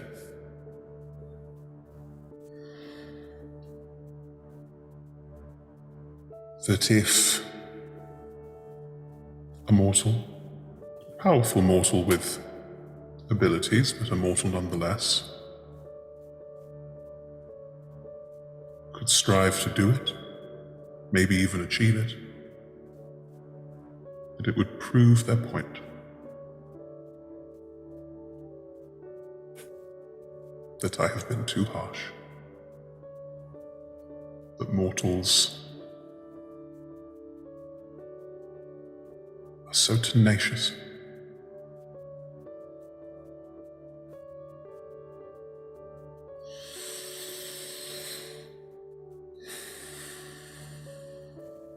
I'm not entirely sure I'm the point that they were trying to make, but here I am. But you are. You're exactly the point they were trying to make. Elf but not elf. Fallen. And clawed their way back up again. Unbroken. Undaunted. A little bit daunted, I'll be honest. Nothing's in absolutes, is it? So what happens now? You sit and look at the sunrise. The sun is slowly rising. You get the sense that it's probably rising for quite a long time. Do I remember seeing it before? Roll a history check. Good question.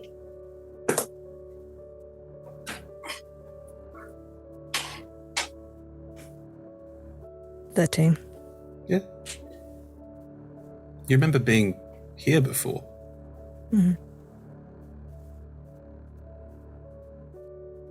You don't have any context for that at all. But you do. Well, the natural assumption would be elves stay here for a short time when they die, and then they go away again. Yep. Thanks for saying it like that. Think of it. Doubt. It's not just. It's not just I've been here before because my soul has been reincarnated a few times. It's I've been in this exact position before.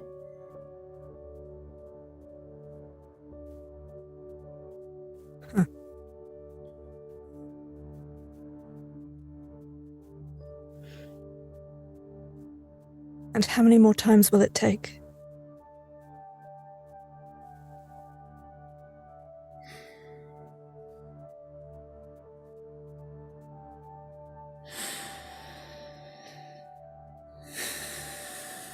You always ask the same questions. Forgive me. Short No, memory. not at all. I don't have an answer for you.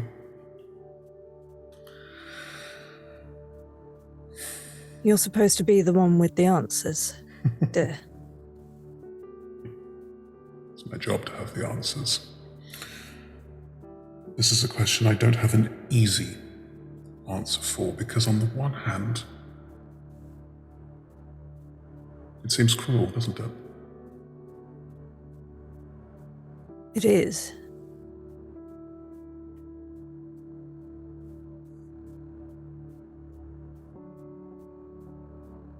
I suppose it is. It wasn't intended as cruelty. We wouldn't be the people that we were without our memories. It was intended as a chance to grow, to retain our past, to learn from it. It hasn't always worked, but well, we've certainly done better than the humans, haven't we? I don't know. They manage all right. We cast half a glance back at Anton. I mean, don't get me wrong. That one's an idiot, but... Always say the same things. Has he been here before?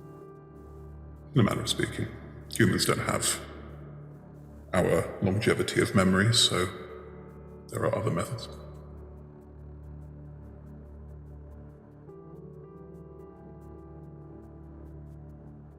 That one's new. Points at the naked Ken doll.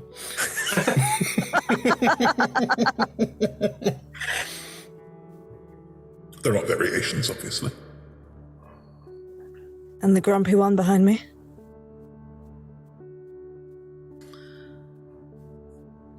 Hello, Ava. Now that's going to need some explaining. I don't speak for you. I don't know you. We've never met before.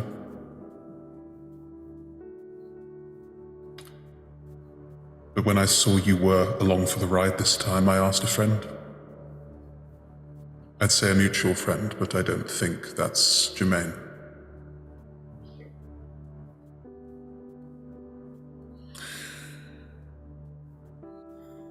I know you're planning on killing me with a thought right now.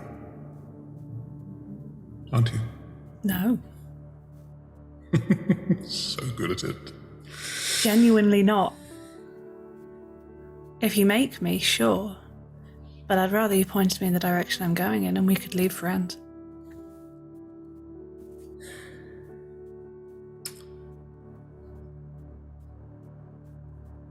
I can't let you do that. Why?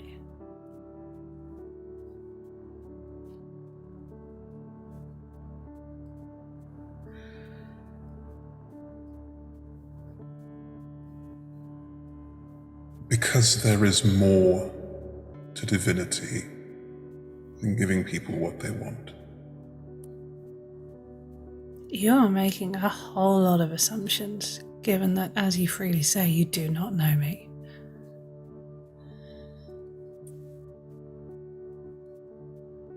All right. I accept that. He is waiting, if you wish to see him. Where? Where is a very odd term for where we are right now. Close. Yes. He can wait a little longer. I told Eldrathni I had their back.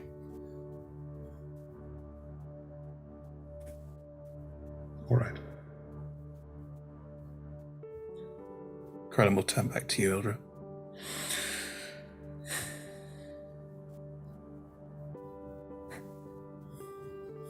Make your case.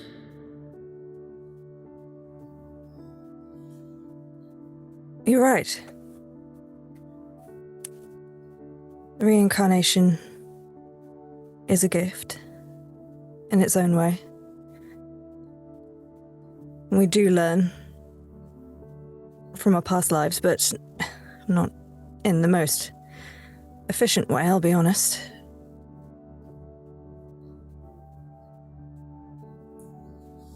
But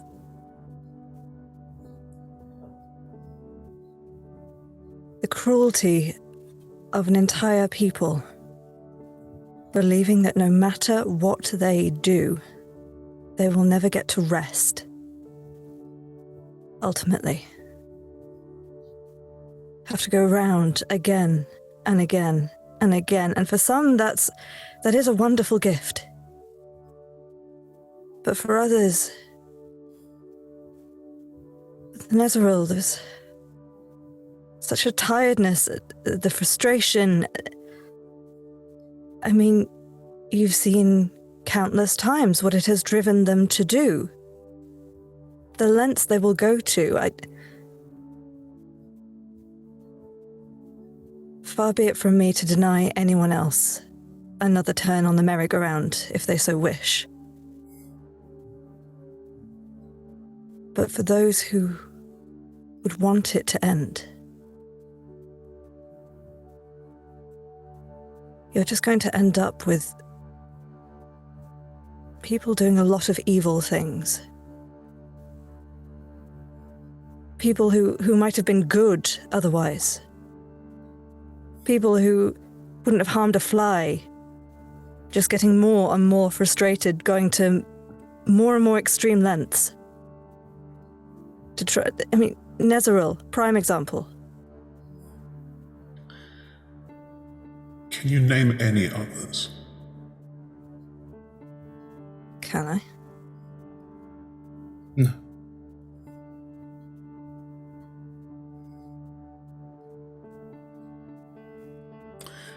I take your point.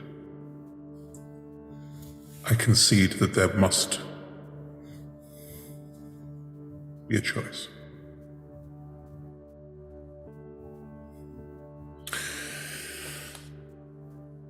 I am willing to offer one creature that choice.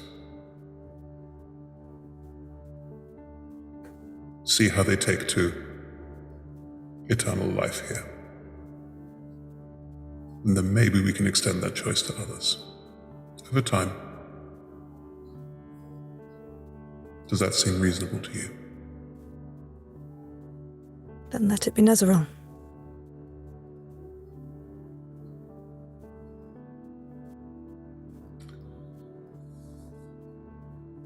If they've been cruelly given hope that they can succeed and they're willing to go to such extreme lengths to make it happen, then take them out of the picture.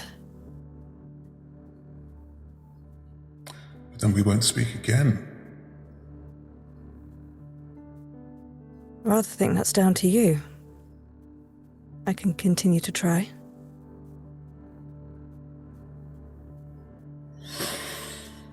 Although you really ought to let Doral back up here. He's been doing a marvelous job. He's so... Wonderful. Try hard. Actually cares about what's going on. Yes, it's not very elven, I'll give you, but,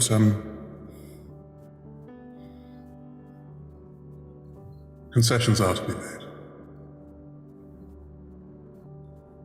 And perhaps we'll have to find another way to talk that is in a different circumstance, maybe.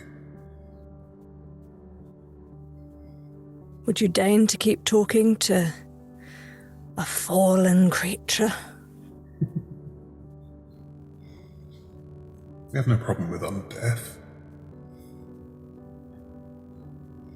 Especially not from one who's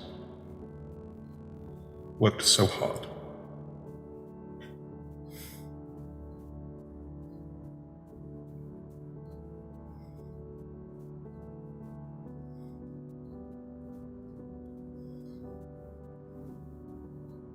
Ava,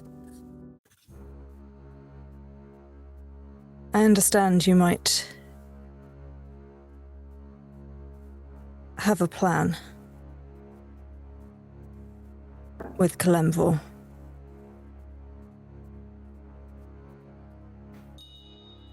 If you wanted to stop people from murdering the undead,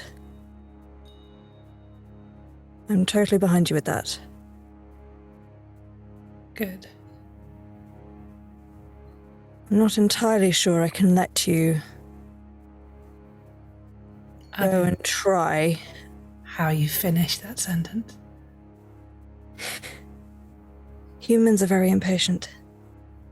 Not a human. Even the god-touched ones. We always want everything now. I don't know what it is that you're carrying. Explosive destruction is how a god would want to die. Blaze of glory, show of power, millions of followers just mourning their loss and setting up cults to bring them back. I'm not entirely sure that's what you want. You're not entirely sure what I want, are you? And it scares you.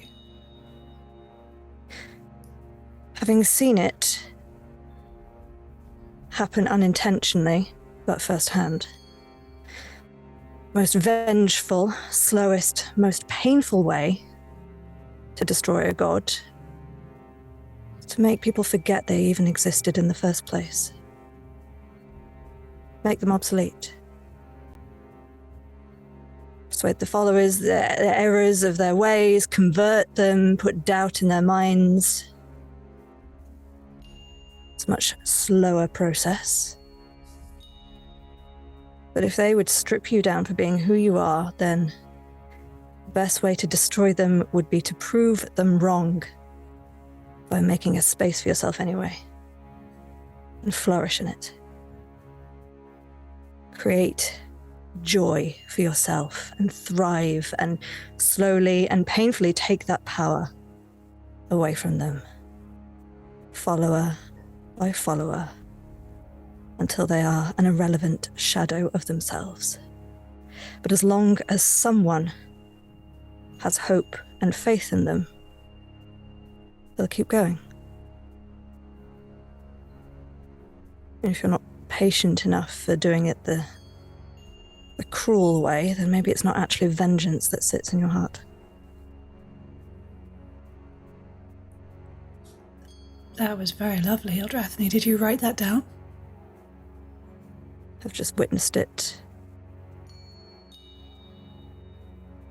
I have a question. Anton shouts from 30 foot away. Eva? Did you ever try to talk to Kalemvor after what happened? If all of you don't stop assuming what I have done and what I'm about to do, I'm asking. Going to have a problem. He was asking a question. Just asking. I pleaded with Kalemvor to bring Jeremiah back. I begged on my knees before his altar, and he said no.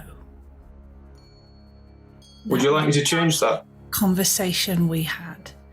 It's the last one I need to have had up until today. Would you like me to change that? What are you offering? Jeremiah.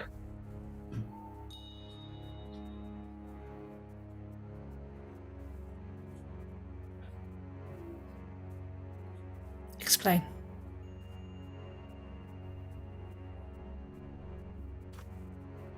I could bring him back.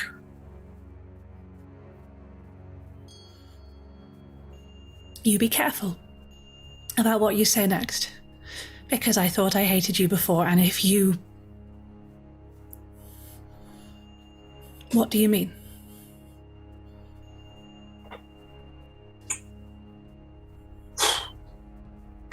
Nate, you gonna be alright? I don't know. What are you planning? No, you got the rest of this, right? Yeah, I think so.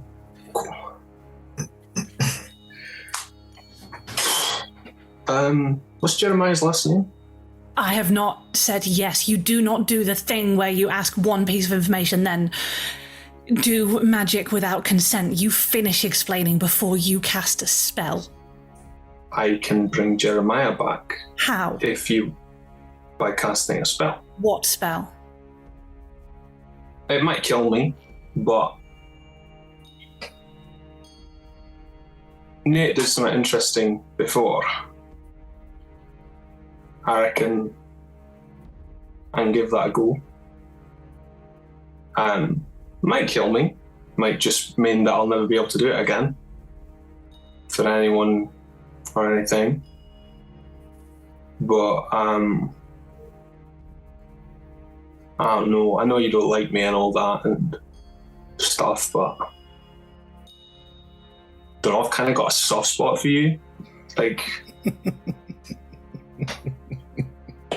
don't know. Maybe I just like people who don't like me. You don't seem fazed by the violence and the threats and the skeletal hands around your throat, so I will stay at this distance and tell you ever so politely that if you are lying, omitting, or in any way being anything other than transparently, completely honest with me, I will hurt you until you wish you were dead. Okay. And I won't kill you. Okay. Well, like I say, I can only give it a go. Do you want me to? Would he be the same? Completely. The only thing that would mean it won't work would be either I've got a calculation wrong, so I'm just going to blow myself to smithereens. I'm fine with that. Aye, I thought you might be. Or, and I don't know how to say this.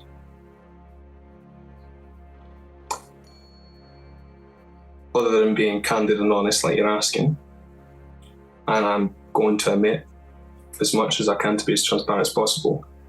But if Jeremiah doesn't want to come back to you, he won't. Which he won't. So this is null and void. Don't waste your magic. Are you sure? I became someone completely unlovable in order to, I was going to say protect him, that didn't happen, but to avenge sounds so dramatic, but to change the world because he was no longer in it. I can't undo that, and he will not love me. Ephemera loves you. She does. Yes, she does. But with good reason. She has finally grown up enough to realize why she should not love me. And did you see how hurt she was? That's because she is young. And loves she's you. realizing. You are lovable. Can you bring him back, Anton, with the understanding that he doesn't have to be with me, that he can have his life and live it however he wants, and I'm not expecting to be a part of it? Can you do that? I think if he knows what we think he knows, he'll either come or he won't. But then he's been given a choice. That's I all can I open want. the door.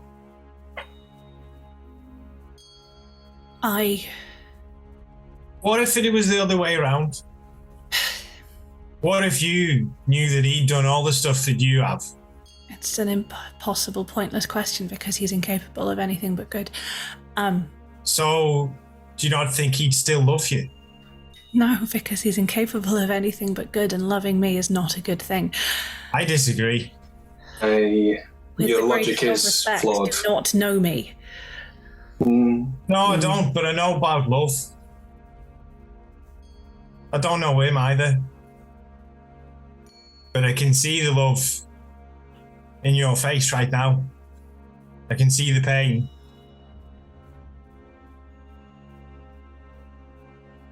And if there's any part of him that's conscious, I bet he's in just as much pain not being with you. That was good, mate. I can't do this. I can't do any of this until I've talked to Kalimvor, because I need to know that coming back from death of any kind is an abomination. Why would Kalimvor not kill him again? I need to fix that. Because we'll be there this time. Come with me to see Kalimvor then. I can't promise it'll be pretty.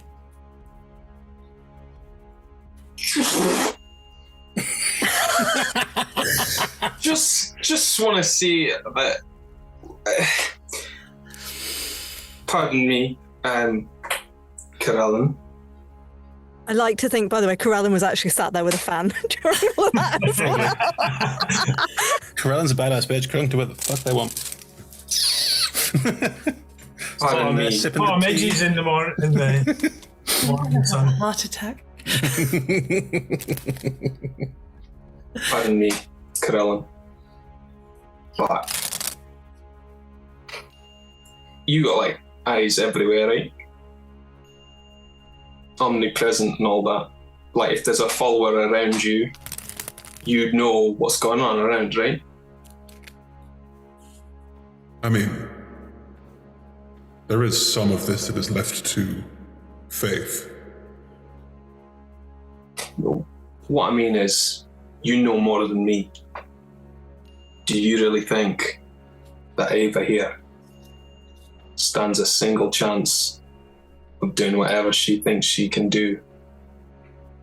You are again assuming that I am going to go in God Eater blazing and start firing eldritch magic at a god. I have never once said that was my plan A. You just decided so many things, this being one of them. God Eater? It's a very nice tiara. Well, I didn't know that, so I haven't decided anything. I think, look, I'm trying to keep everything quite smooth and light as much as I can. I get that you think you're beyond being, and that for some reason you're not good or something like that, but... We aren't having let's psychoanalyze a session. No, it's not about psychoanalyzing, it's about just... maybe just thinking, hey, let's see what Jeremiah has to say before anything. No. Because I'm not taking him before Kalimvor. Because he won't be safe. And what was the point of all of this if he won't be safe? Managed to keep Ephemera safe all this time. Did I? I walked her first back into the cult that murdered her, and then into almost literal hell, with every evil thing under the planet attacking us. But not forgetting all the demons and devils that had been tracking us the entire way because of the weapon I insisted we took. And then I abandoned her out of spite and ambition. And I am happy with that choice because it got me here. But she's still going, almost despite that. If Jeremiah is half the man, you have described him as, I imagine he's got a little bit of gumption behind him. It would be quite easy to send you to him and then return you here to your... Points at the party. God artifact thing.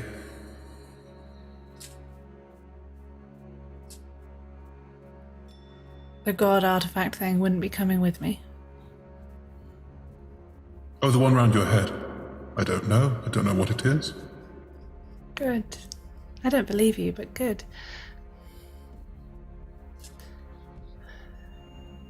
I can't bring Jeremiah with me, because if things go badly, he will see things I do not want him to see.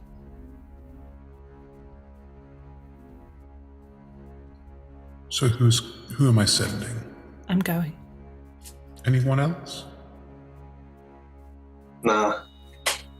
I've done everything I can. Will you be here when I come back? If you come back. I'm coming back. Whether I come back or not, will you bring him back? Will you do that?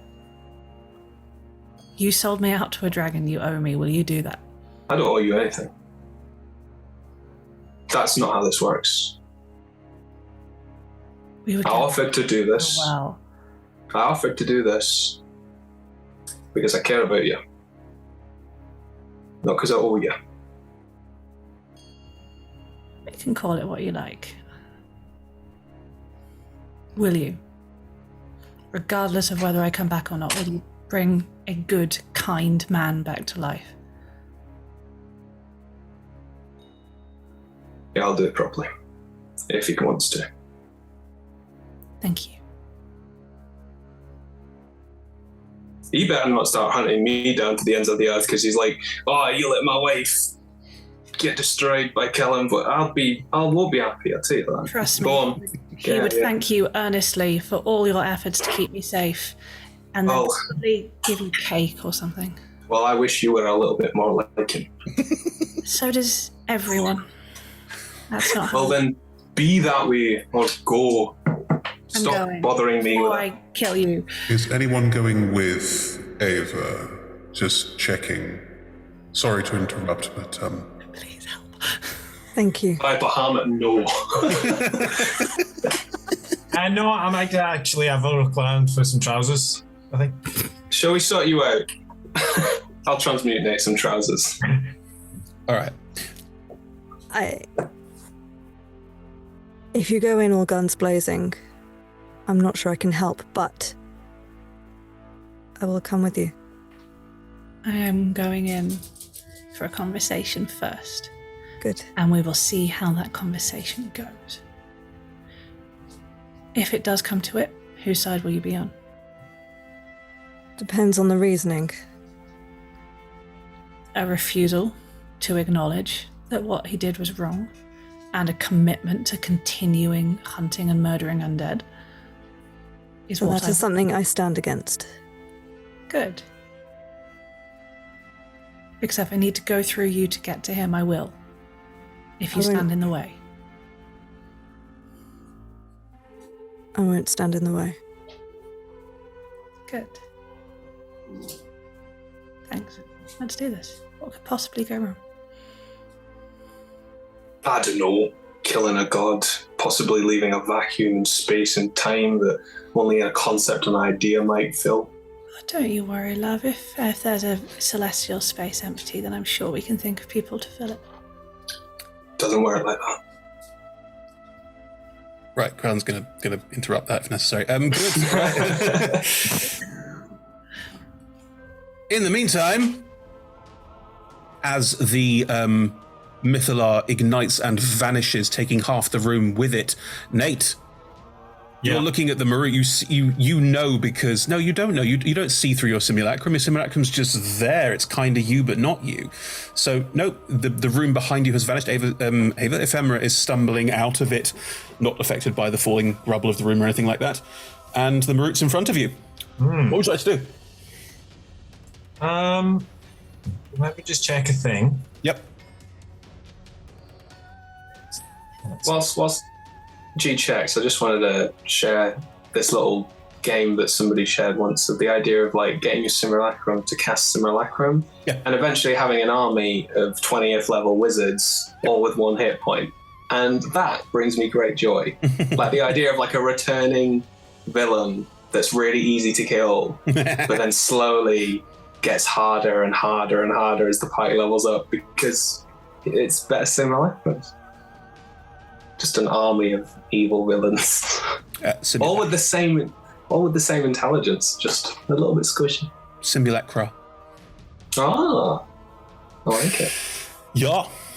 And his name could be Simon. I hate that. Simon the Simulacrum. Simon the Simulacrum. Fucking shit, that is. Right, Nate, off you And go. he wears a weird hat, so they all call him Silly Simon the Simulacrum. Bullshit. Go on, Nate. I know what my next one Do shot's gonna be. something. Please do something. So where's Hallfair? Hallfair is currently in the hand of the Marut, about 6 feet off the ground, and the Marut is holding the crystal with the mind of Pandorum in it, but it has a globe of invulnerability around it. You are 30 feet away from this because you used your movement to get into the room. How much damage would I have to do to specifically the arm? To shoot off the arm. You want to shoot off the arm. I mean, at least at the hand, at the wrist, as little as it takes for it to not be holding the crystal. All I want to say to that is fuck yeah, just shoot the arm. Yeah, that sounds amazing. Do it. I am going with. Wait a minute. Hang on. I mean, if you use the gun, because it's got disintegrate. It's a disintegration effect. If you don't, not sure many things would break a Marut's arm. I was thinking a level 6 chromatic orb, which does more damage. Interesting, but it doesn't have a disintegration effect. But did a cold or acid? You could use your sorcery points to power it up. We've talked. Oh, you've run out. Sorcery points. Oh shit. I have lots of options, but I can only use once. I tell you what, if you want to throw a chromatic orb to do that, let's see what happens. I'd say it's more likely to fall off with the gun, but there's more damage with the orb. I'll go with the gun then. Right. Cool. That is a 26 to hit. Yeah, it just hits.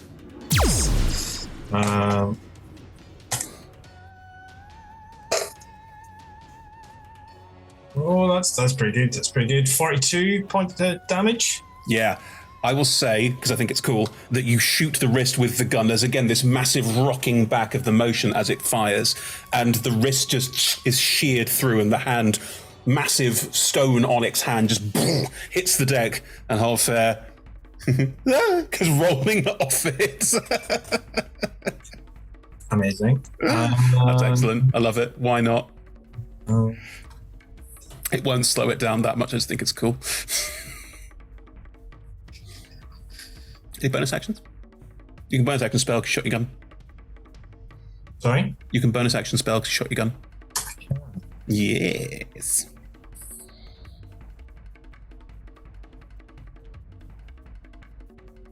Come on, it's thundering combat. Do something. I didn't think about the bonus action, and now I've got choice paralysis. Yeah. Yeah, no, that's much. No, I don't think I will. I don't think. Yeah. You getting any closer? Or are you staying 30 feet? Oh, actually, wait. You know what? I'm gonna start blade singing. Just because then that gives me a massive bump to my AC. So wait, you fire a massive steampunk gun and then take out your kazoo and go... No, the blade singing's not through the kazoo. Shame. It's like singing through my gills kind of thing. Oh yeah, it's the... That's just fucking weird. Okay, cool. Right. As you do this and as the shot reverberates around, there's a faint noise and... a bunch of hippos are appearing in the space all round you. They are wearing, I'm basing this off the art in the Spelljammer, but because it's fucking excellent, they're wearing full plate armor helmets, so you can barely see that they're hippos, but because their heads are so big, they sort of collapse down into the front of the armor. They've got like conquistador hats on over the top of that, and they are wielding what look like double-barreled rifles, muskets, as they come in and just start firing away. And you hear from the back, "Charge, boys!" So a couple of shots go off. 1, 2, 3. There are 5 of them entering the space. Lovely. There are explosions all around the Marut. Quite a few of the shots don't hit, because the Marut is very tanky, but there's like a ping, ping, ping, ping off the onyx around the Marut, and it sort of turns around to look at this. Again, it doesn't have any expressions, but confusion would be on its face if it could be. Hallfair from the ground will shout, "Regulars!" You hear from inside one of the helmets, "Good boy, lad, we've got this." Right.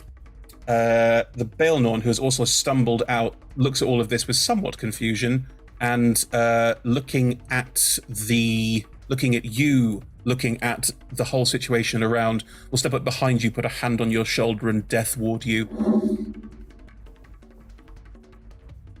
Well, here we go. Ephemera, it is your turn. My oh my, what the fuck am I gonna do? Well, the first thing you need to do is make me a saving throw. I'm trying to remember what it is. Oh shit. Because the Wand of Orcus is far, far away. Thanks, Ava. Is this a con save? I asked you to come, and you went, no, I'm a big girl. It is a con save. No, yes, con save. That's it. Okay. Do it. Fuck. No, you don't do it. I don't know what you rolled. And I'm not. I rolled a 1. I rolled a 1. You just straight up did. Interesting. Now, I don't have a special rule for roll a 1, so it's just 1. You take 1 level of exhaustion. Okay, that's not so bad. No. Not yet. Yeah, you suddenly feel very tired because the wand is nowhere near. Hooray. Great. It is now your turn. Okay, I'm suddenly extremely tired, both mentally, emotionally, and now physically as well. I think I'm going to reach. Now, I can't reach into Petunia because Petunia will probably just drag me in when I have exhaustion. Oh dear. So that's out the window. I guess I will. Sorry, I had all of the time that you were speaking with gods to think about this, but I was just so sucked in that it took a back seat. That's fair. Probably not. It's probably poison won't do a fucking thing. True, it's immune to poison. Yep. I imagine that making it weak wouldn't do anything because it does spells. Being blinded it can probably punch shit as well. It's very good at punching shit. Okay. I will do that then for all the good it's going to do. I will cast Ray of Enfeeblement. What do I have to roll? It is. Hang on. It is a. Oh, I make a ranged spell attack. Please do. Oh, now I roll a 19. And that's a plus 12 to hit, so. Hey! Well, yeah, you beat its AC. You hit it with a thin grey beam. What does it do? It literally just saps all of its chunkiness out of it. Nice. So it will only deal half damage with anything using strength. Wow. And yeah, that's basically it. I just made it less of a chunk. Wow, that is quite good for this, as will become apparent very shortly. Oh, good. Yeah. As the shots ring out and ping, ping, ping bounce off its hide, doing very, very little, it will look down at Holfair, look down at the chopped off hand, look down at the gem, realise that the gem and Holfair are still wrapped in a field that means it can't do anything with it. Just put its hand down and try and smash Holfair to pieces. Marut's automatically hit. There is no roll. Also means there's no crit. Oh, yay. It would be 60 points of force damage. There is no ruling for this, so I'm going to rule that it's 30 points of force damage as it smashes down on Holfair. Like, the visual I'd like to give you is that Holfair tries to move, but the Marut knows where he's going to go because it knows everything. It gets 2 of them, so it's going to do 60 points of damage to Holfair, just like that. As Holfair tries to roll away. Holfair looks like he's managing to block a lot of this using what looks like some kind of arcane shield, as he is an abjurer. But some of the damage is getting through, and it's certainly not looking great for the wizard, who is on the front line for some reason. Well, maybe you should have taken 2 levels of fire and the tough feat. Wow. Sass from the wizard who didn't even take part in the fight.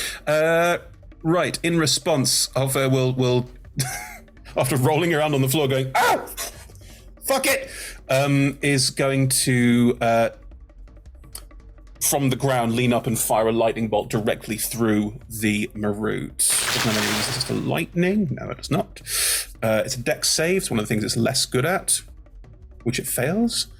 So that is a lot of dice. A lightning bolt tears through the Marut. It doesn't look that damaged yet. Like, it's been hit by some powerful things. Like, a lightning bolt has just torn through it, and it doesn't look like it's slowed down that much, even. Nate, you see all this happening. What would you like to do? Where's the crystal at this point? On the floor next to Holfair. Still with, like, a... It's got a shield around it that's blocking spells, which Holfair used to stop the Marut from teleporting away with it, basically.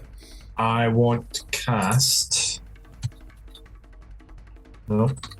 That one. Summon Beast.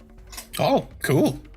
So I summon a bestial spirit. Mm-hmm. I'm going to summon one that flies, and it has strength of 18. So I would like it How? to... That's just what the stat block says. Oh, because you're stupidly high level casting a low level spell. No, it's just a 3rd level spell. That's weird. Okay, cool, fine. You have a beast with a strength of 18. What does it look like? I think it's probably like a dragon. I hadn't really thought about this ahead of time. Doesn't say. Could be like a flying octopus. No, like a little dragon. Like it's a pseudo dragon. Pseudo dragon kind of size, I think. And it's got a strength of 18. Fine. Yeah. It's a small little dragon. Oh, charisma of 5 though, so that makes a lot of sense. Okay, good. Right. Intelligence of 4. So I just Is it Verdo? Is it Verdo? Verdo. Oh, sorry. A little low charisma, low intelligence, strong dragon. I'm sorry. In my head, you said, "Is it Birdo?" As in the random weird character from Mario, and I hope so. So yeah, it flies in, picks up Crystal, and just flies out of. I would like you all to have the image of this bird going, this dragon, tiny little dragon going, landing on the crystal, and just. It's using all 4 of its limbs and just like bodily hugs as much of the crystal as it can. Tiny little wings, going mental. Desperately flying away, holding this gem. Why not? That kind of like, oh shit, oh. What's its speed? Its speed is 30 feet. No, fly 60 feet. Okay, because its speed is reduced by half when it's carrying something, that's just all creatures, it will get to it and then get 15 feet away from the Marut. The Marut's going to use an attack of opportunity to punch it. It's got flyby. Motherfucker! The Marut does not punch it. Somehow the Marut can't punch the little drake going... flying desperately away. It. What are you doing? It swings and misses. I think it probably swings and tries to punch it with the hand it doesn't have anymore and just whiffs entirely. Oh, yeah. I think that's amusing. Cool. With the hand it doesn't have anymore. It's not used to this. The gift will continue to fire, and 3 of them are going to, not understanding the situation at all and why this might be a terrible idea, are going to start lobbing grapefruit-sized bombs at it. Oh, yeah. Can your dragon bird make me a dexterity saving throw, please? Dexterity saving throw? Yes, please. Oh, dear. Oh, that's a 14. D6 15. Amazing. These 3 go off and clearly damage the crystal as, I'm assuming that 4d8 will kill the damn thing. 26 points of damage? Where are we? Hit points. Yeah. Yeah. Oh, wait, hang on. No, 20 plus 5 for each spell level above 2nd. I'm just cast it at 3rd, so 20. So it's got 35. No, sorry, it's got 25. It's dead, okay? Its head's over there. Good. So it explodes, and the crystal is damaged by this watch too. out! You're gonna smash that thing open! The crystal lands, there's a faint sort of ding, ding, and you can see it's got cracks and rivulets forming in it as well. Is that a bad thing? Oh, sorry. Is that a bad thing? Yeah, do you even know what it is? No! Well, stop trying to smash it then! Okay. The Marut will also have to make a couple of dex saves because it's in the range of the bombs. I have this vision of the Baelnorn in this space filled with like holy relics, just being like, no, not that, no, that one. The Baelnorn uses their turn to do exactly that. No. Across different sides of the room. Not the wine cellar.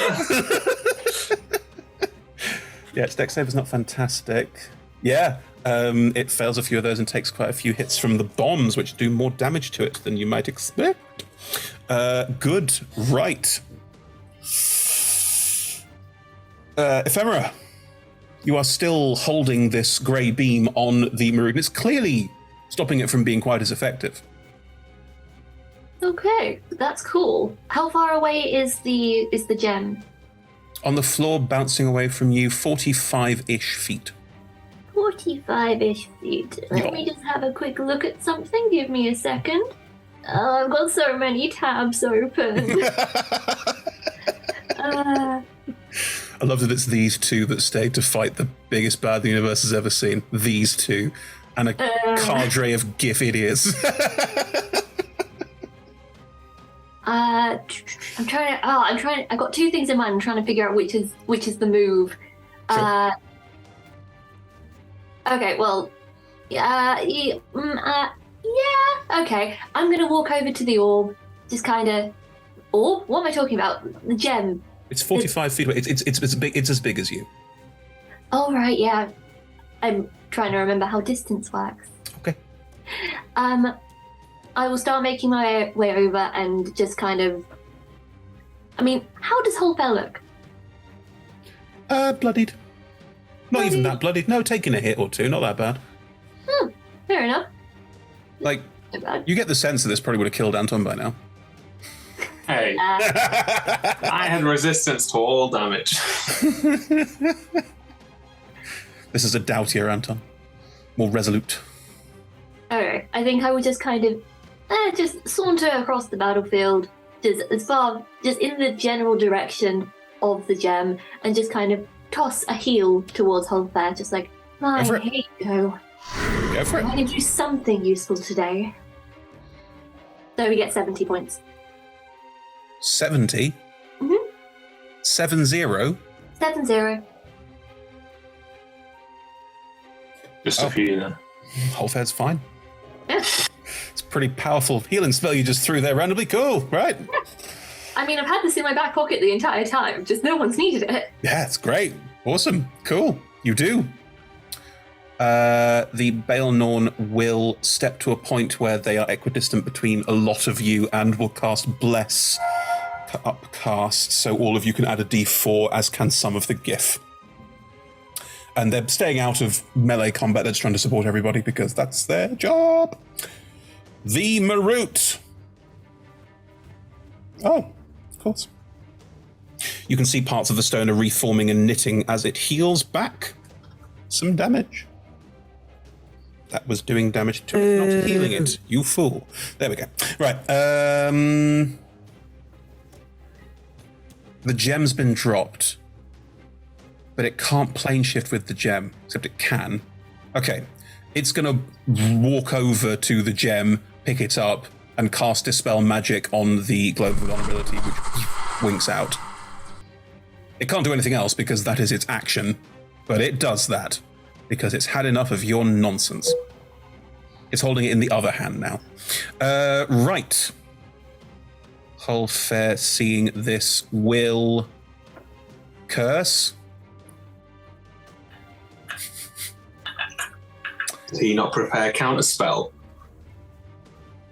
He is an NPC stat block and doesn't have the versatility that you have. I thought you were just using my character sheet. No, he's very different upbringing from you. Completely different spell list. Interesting. What? He was born a loser. No, I'm joking. Shade from another plane. Learn on clothes sash. It's just me, Niall. I think magically created, not born. I think he's going to turn to all of you and go, Maroots can usually resist things in a sort of legendary fashion, so we should start wearing those down. And we'll cast a spell that they fully assume that it will resist, but are trying to wear it down. Yeah, it uses legendary resistance as it does not get banished. Cool. Nate, it is not your turn. The crystal on the floor. You feel drawn to it. You hear a voice in the back of your head.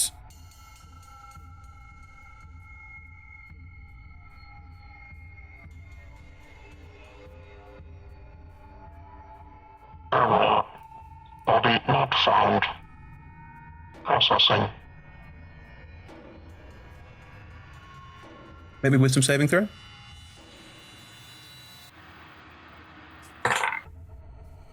Uh, 17. You will bring me my body. You feel compelled to bring it its body. You have no idea what that is, where it is, or what to do about that. But you feel compelled. And no one else heard this. It just looks a bit like it's smoking weirdly. Kind of look around at like, I don't like that. Oh no. Oh no. Okay, I feel compelled to bring it its body. You do? But I don't know where that is or what it is. No. Roll me.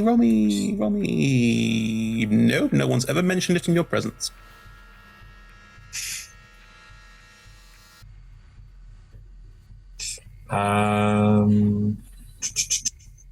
What would Nate conjecture? Nate's a smart cookie.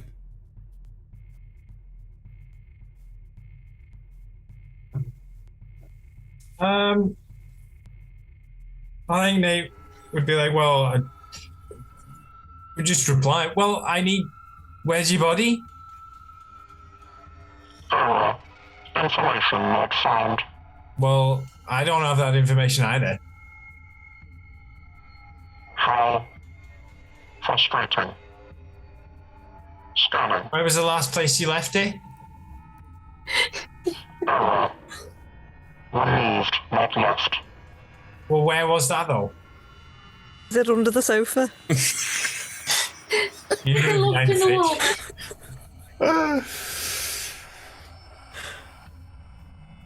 fridge. You will get a sort of sharp image like jabbed into your head of like a black spheroid and like body. You will find my body. Well, I don't know. I don't even know where to start looking. Process. Choose one place.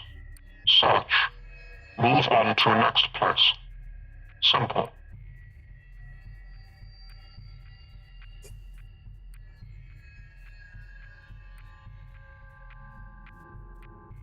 Okay. How far am I away from the tree? Is Nate answering out loud, by the way? Yeah. Yeah, he's like leaning towards the crystal and talking at it. You're right, Pet.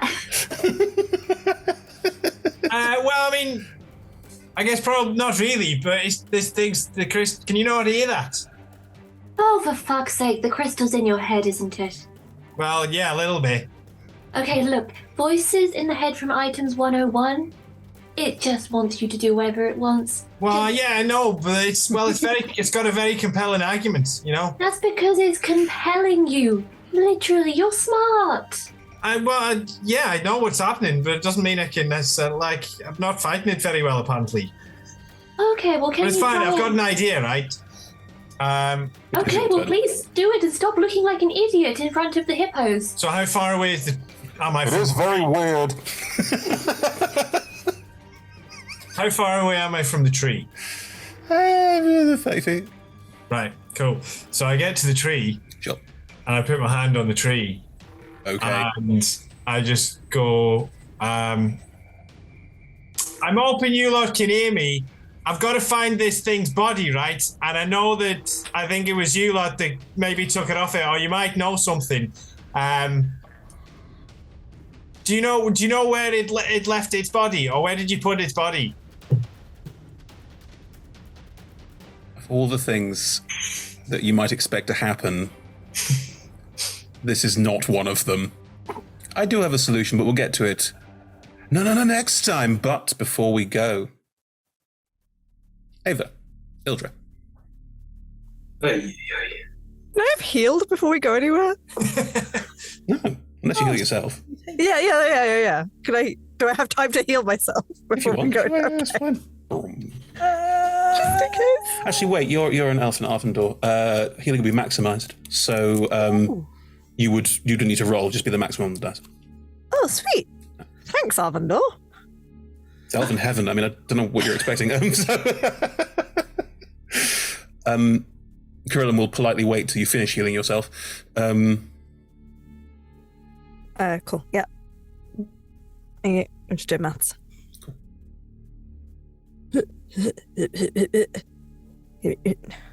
Come along now, iPad. Play ball. You can do it next time. Right, good. Corellin will look at you both and politely nod. And as they do, Anthony says, they both vanish. Just gone. Here, pants me.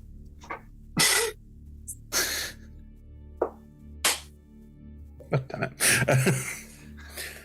Ava, Ildra. You're standing on a road. The road snakes up a mountain ahead of you, where there is a foreboding-looking castle which a flash of thunder illuminates.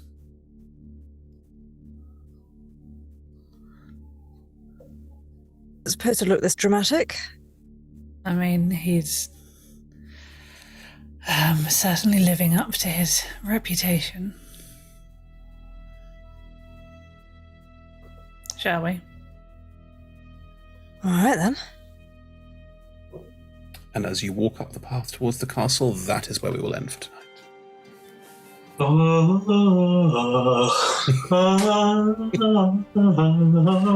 That's all I can hear. Going very badly. Wow, that was a thing and a half. That was, wow. Oh, no, he Okay. died. Oh, Nezeril. Yeah. Apart from Nezeril. Wow. What? That's true. What I said was true. Yeah, that's fine. No one we were invested in. Wow. Okay. Again. No one we cared about. Yeah. Okay. George will rub it in a bit more. That's fine. Good. Right. Thank you very much for joining us, everyone. That was episode 10, episode 11 next week, then episode 12, and then it is over.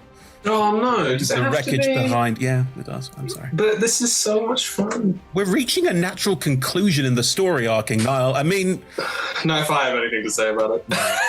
What if we all go away and then the apocalypse will happen and then we'll have to spend another 10 episodes sorting the apocalypse out? Exactly. I would get Maybe some other smart. characters. I'd get some other characters to deal with it. It wouldn't be A little subplot of finding Nate trousers, and then No, Nate has trousers. We've done the trousers. Anyway, we're running over time. Shut up. Cool. Thank you very much, everyone. We play on Mondays, Tuesdays, and Fridays. On Mondays, it's Myth Drannor. There'll be Wreckage Myth Drannor for the next 2 weeks after this, and then there will be a new show. We haven't announced it yet, but trust me, it's going to be fun. And then on Tuesdays, we currently have a Feltide Rising, I believe, still. Yes, maybe. It might have just finished, in which case we have a new show, which I can't talk about until I know whether we're doing it or not. So it's really good. I'm very excited about seeing it, but I'm not sure if I can say what it is. So I'm going to leave that one. Check Twitter. If we've announced it, it's there. or on the schedule, you know.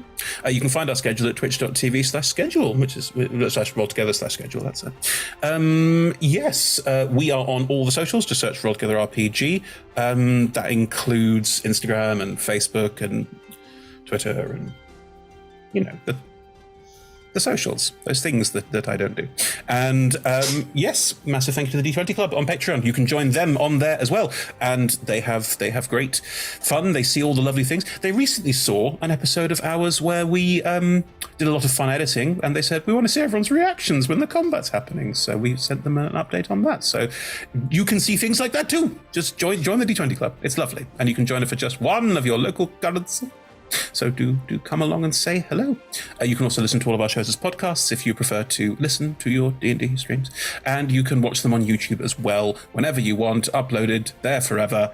Enjoy to your heart's content. Right. I think that's basically everything from us, isn't it, chaps, folks? Thank you, Chris, for a great session. Oh, you're very kind. Thank you. No trauma at all. No, I don't deal in that. Anyway, see you all next week. Bye-bye. Bye.